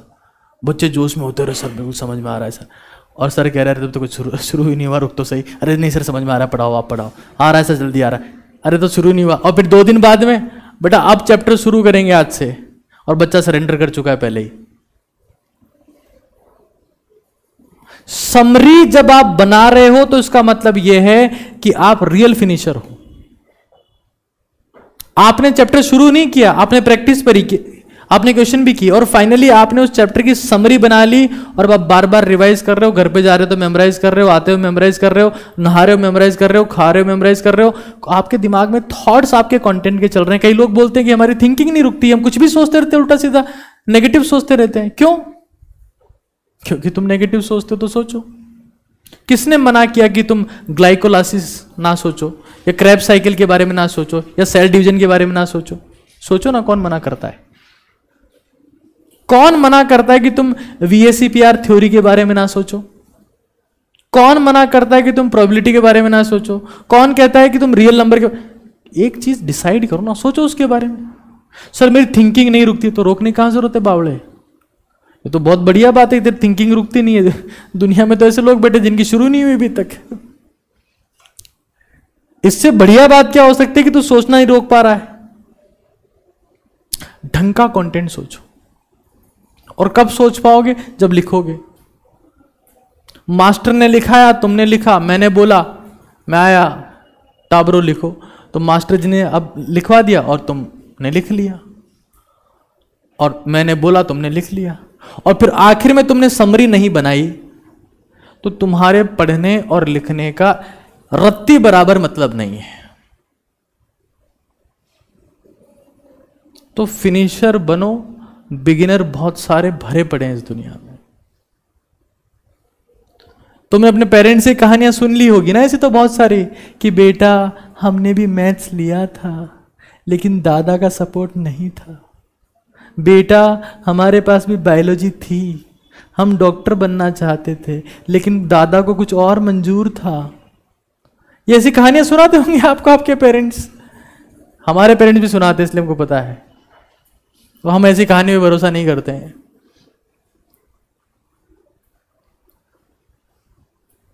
अनसक्सेस की कहानियां सुना के मोटिवेशन कैसे आएगा दोस्त? तो आपको दुनिया वाले बताएंगे कि हम भी करना, आपके पड़ोस वाले भैया भी कहेंगे आपको, अरे क्या कर रहा है तू, ऐसे कौन से एग्जाम की तैयारी कर रहा है बेटा, तेरे जैसे को तो नहीं होगा। अगर आप ये सुनते होगे ना आप लोग, तेरे जैसे गेल चप्पे का होगा, हमारा ही नहीं हुआ। मैंने, हमारे आसपास वाले खूब सारे भैया लोग थे, वो बोलते थे, बोले तेरे से क्या होगा, हमारे जैसों का नहीं हुआ, तेरा क्या होगा। तो दुनिया आपको बोलेगी, आपको ये समझना है कि हर चीज का एक प्रोसेस है, प्रोसेस आपको पूरा करना है और शिद्दत से पूरा करना है।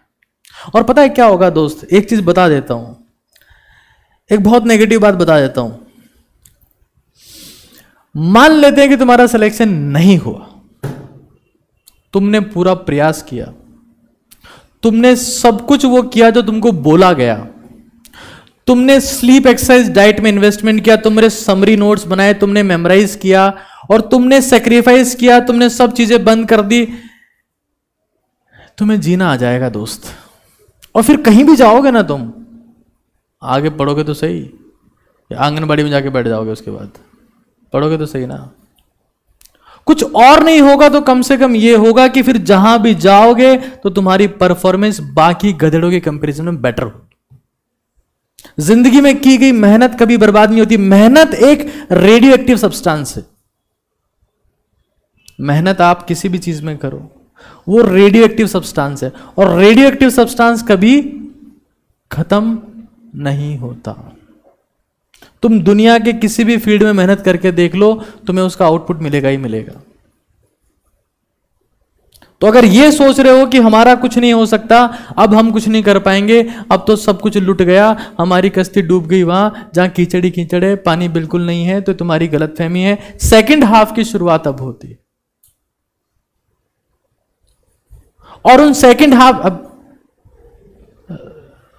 रेफरी ने सीटी बजा दी, सेकंड हाफ चल गया और तुम उतर गए ग्राउंड में, तो वो सेकंड हाफ नहीं है। इट्स सेकंड हाफ कि हम इन चीजों को समझ लें कि क्या उसकी जरूरत है।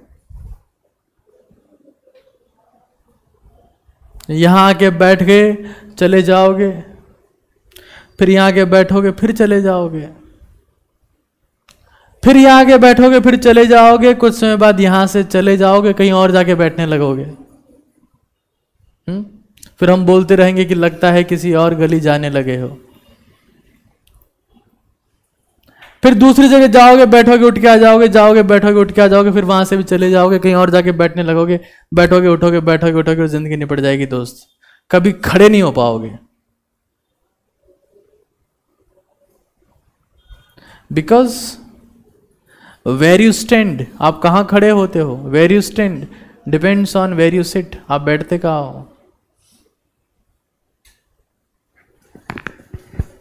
Where you stand depends on where you seat.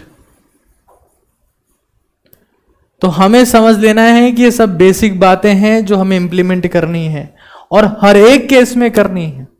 अगर हमें कुछ चाहिए तो गुमराह होने के रास्ते हजार हैं आपके पास, हजार। कोई दीदी ज्ञान देगी, बड़ी दीदियां जो आती है बड़े बड़े शहरों से, अरे चिंटू बेटा ये मत कर, इसमें तो मेरा भी दिमाग खराब हो गया था। फिर मैं मास कम्युनिकेशन पढ़ने चली गई अंजनाओम कश्यप के पास। टफ चीजें करने की औकात थोड़ा ना होती किसी की। फिर पिंटू भैया आएंगे, वो आपको समझाएंगे कि हमारा एक दोस्त था, 10वीं में उसके 70% थे, उसने साइंस ले लिया, अब वो भाटे फेंकता है। ये कहानियां सुनाई जाएगी आपको दोस्त, हर तरीके से डिमोटिवेट करने की कोशिश की जाएगी, क्योंकि दुनिया आपके प्रयासों से परेशान है। दुनिया कभी नहीं चाहेगी कि आप प्रयास करो, एफर्ट लगाओ। दुनिया ये चाहेगी सिर्फ कि आप खत्म हो जाओ, बिना प्रयास किए हार मान लो। बड़े खुश होंगे उस दिन लोग, जिस दिन तुम्हारा सिलेक्शन नहीं हुआ, जिस दिन तुम्हारा रिजल्ट नहीं आया, जिस दिन तुम्हारी लाइफ में कुछ सिग्निफिकेंट अचीवमेंट ना हुआ। हर रिश्तेदार का, पड़ोसी का फोन आएगा कि हर्षित का क्या हुआ। हर्षित अगर सेलेक्ट हो गया तो सिर्फ मां बाप खुश होंगे, बाकी सब दुखी होंगे। आपने सुनी होगी ना छाती पर सांप लौटना, ईर्ष्या होना, वो सब होगा। आप सक्सेसफुल हो गए तो आपके माँ बाप को खुशी होगी, और अनसक्सेसफुल हो गए तो बाकी सब उनको खुशी होगी जो आपको सिर्फ बर्बाद होते हुए देखना चाहते हैं। जिंदगी में याद रखना, तो जिस कमरे में जाके तुम पढ़ रहे हो ना, तुम बहुत बार ये सोचते होंगे कि अब इस कमरे के बाहर हमारे पेरेंट्स नहीं हैं, अब हमारी मम्मी नहीं है, हमारे भैया नहीं हैं, अब हम फ़ोन पे बात कर सकते हैं। तो इस गलतफहमी के शिकार मत बनना। उस कमरे के बाहर तुम्हारे सारे रिश्तेदार बैठे हैं। जिस दिन तुम अनसक्सेसफुल बन के रोते हुए बाहर आओगे, सारे रिश्तेदार तुम्हारी गर्दन वहीं पकड़ लेंगे, क्या बेटा क्या हुआ। उस कमरे के बाहर हमेशा बैठे हैं, तुमको दिख नहीं रहे क्योंकि तुम देख नहीं पाते उन्हें। तुम सोच रहे हो ना मम्मी की आवाज़ थोड़ी आ रही है। अब कई लोग तो लास्ट सीन चेक करते हैं मम्मी का, मम्मी सो गई, पापा भी सो गए, अब फोन लगा लो अपने।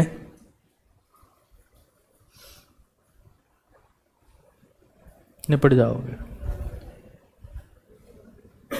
और इस उम्र में अगर निपट गए ना तो कोई उठाने वाला नहीं बचेगा। और इस उम्र में सक्सेसफुल हो गए। सक्सेसफुल क्यों होना है? सिर्फ इसलिए होना है because we need that kind of confidence कि हम दुनिया के सामने अपनी बात कह पाएं। और एक बार जो इंसान अर्ली एज में सक्सेसफुल हो गया ना, तो उसकी बार बार सक्सेसफुल होने के चांसेस बढ़ते जाते हैं। एक सिंपल सा सवाल मैं आपसे पूछूं, मान लो कि एक इंसान है, एक ओलंपियन है जो 22 साल की उम्र में जाके गोल्ड मेडल ले आया। एक इंसान है जो 36 साल की उम्र में जाके गोल्ड मेडल लेके आया। किसका फ्यूचर बहुत ज्यादा ब्राइट है? तुम तो 22 साल के भी नहीं हो अभी, तुम तो 15-16 साल के हो सारे के सारे। 17 के मान लेता हूं, चलो 2-4 डोकरे होंगे, 18 के मान लेता हूं।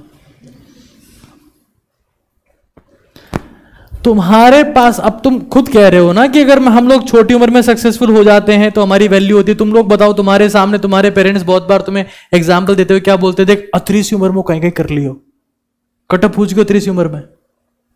ऐसी बातें आप सुनेंगे। जब आपसे कंपेयर करते तो यही बोलते हैं कि यार ये छोटा सा और पता नहीं कहां पहुंच गया। तो अगर आप इस छोटी उम्र में यू बिकम समथिंग, देखो 40 क्रॉस होने तक एक घर और गाड़ी सबके पास होता है। कितनी उम्र क्रॉस होने पर? 40। तो तुम्हारे पास, सबके पास रहेगा, तुम्हारे पेरेंट्स के पास में भी। मैं उसको सक्सेस में काउंट नहीं करता हूं। तुम आज तुम्हारे दम पर क्या बन पाते हो? देखो दुनिया में जगह चेंज होती है, वैल्यू चेंज होती है। एक कहानी सुनाता हूं, आखिरी कहानी पर चीजें फिनिश करेंगे।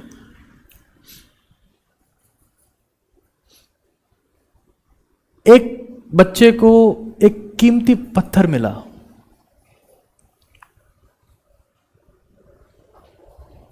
तो पिताजी के पास में गया, बोले पिताजी मिला है। बोले तो मैं क्या करूं? बोले आप कह रहे थे ना आपको पैसे चाहिए। बोले तो जा इसको बेच के आ जा। बोले क्या बोलूं, कितने में बेचूं? बोले कोई भी पूछे, दाम पूछे, बोले कितने का है तो ऐसे कर देना, बोलना नहीं। गली में जाके बैठ गया, किसी ने पूछा ही नहीं। शाम को एक आधे तुम्हारे से खुरापति लोग बाहर निकले होंगे खेलने के लिए। पूछा, बोले क्या है? बोले कीमती चीज है। बोले कितने की? तुमने ऐसे कर दिया। बोले 2 रुपए की है। अगले दिन तुमने जगह चेंज करी। उस टावर को जो कीमती पत्थर मिला था वो अगले दिन किसी दूसरी जगह पे लेके गया, ऐसी जगह पर जहां पर अमीर लोगों की शॉपिंग की जगह थी, अमीर लोग आते थे। किसी ने उसको देखा, बेशकीमती पत्थर पड़ा है उसके पास में। बोले कितने का है? बोले उसने ये किया। बोले 2 लाख का है।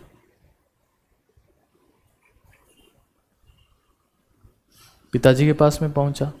बोले एक दिन यहाँ गली में था तो बोले 2 रुपए का है, बोलता है ऐसे किया। तो आज वहां जाके बैठा तो बोलता है 2 लाख का है क्या? बोले पिताजी भाटा तो वही है। बोले कोई बात नहीं, अगले दिन शोरूम में जाना। ऐसे शोरूम में चला गया जहां पर कीमती पत्थर बिकते थे, हीरा जवाहरात पन्ना सब कुछ। जोहरी के पास में गया, कीमती पत्थर दिखाया, जोहरी का दिमाग खराब, इसके पास ये कहाँ से, मेरा इतना बड़ा शोरूम है मेरे पास में नहीं है। उसने यूं किया, क्योंकि जोहरी तो पूछना ही था कि बोले कितने का है, उसने यूं किया, बोले 2 करोड़ का। बोले हाँ, तुम वो पत्थर हो, तुम स्कूल में थे, तुम्हारी कोई औकात नहीं थी। तुम अच्छी कॉलेज में चले गए, मान लो तुम IIT बॉम्बे में चले गए, एम्स में चले गए, तुम पत्थर वही हो, तुम्हारी जगह चेंज हो रही है।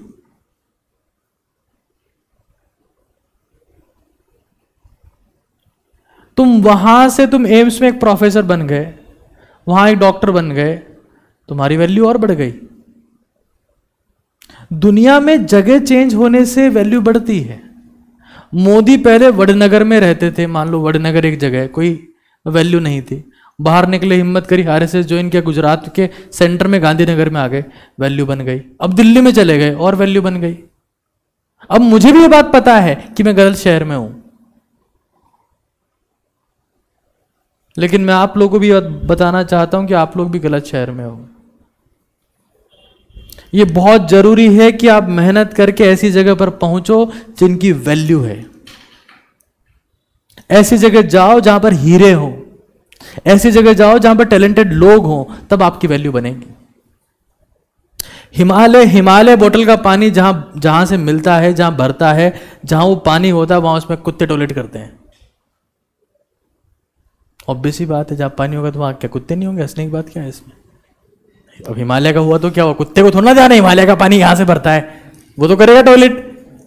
वही हिमालय का पानी पैक होके एयरपोर्ट पे आता है, 300 रुपए लीटर में बिकता है।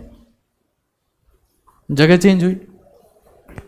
तो आप जिंदगी में क्या करना चाहते हो, क्या बनना चाहते हो, कहां तक पहुंच पाओगे, it's all about changing the places. और प्लेस को चेंज करने के लिए आप पत्थर नहीं हो कि लोग आपको उठा के लेके जाएंगे, आपको खुद के दम पर अपनी जगह चेंज करनी पड़ेगी। वो तभी संभव हो पाएगा जब तुम मेहनत करो। बिना मेहनत के संभव नहीं हो पाएगा। पढ़ोगे तभी जगह चेंज हो पाएगी, और कोई रास्ता ही नहीं है उसका। तो ये 4-5 चीजें जो मैं आपको बता रहा हूं, ये हर एक केस में लिखो और इसको एट एनी कॉस्ट इंप्लीमेंट करना स्टार्ट करो। लेकिन ये चीज इंप्लीमेंट करनी है, और यहां से वहां भागने की जरूरत नहीं। अपने आप को देखो कि तुम हो कहां, तुम कितनी मेहनत कर सकते हो, कितनी कर रहे हो। शिद्दत नहीं आएगी तो कुछ नहीं हो पाएगा दोस्त, ऐसे ही नहीं पढ़ते रहोगे। अगर ये लिख लिया है तो एक बार इसको वापस से लिखो और एट एनी कॉस्ट इसके ऊपर इंप्लीमेंटेशन चालू करो, क्योंकि बिना इंप्लीमेंटेशन तो कोई रिजल्ट आने वाला नहीं है। Is it clear to everyone now? तो इसको नोट डाउन करना है और प्रॉपरली चीजें प्रोसीड करके इंप्लीमेंट करना स्टार्ट करना है आज। Okay fine, thank you so much.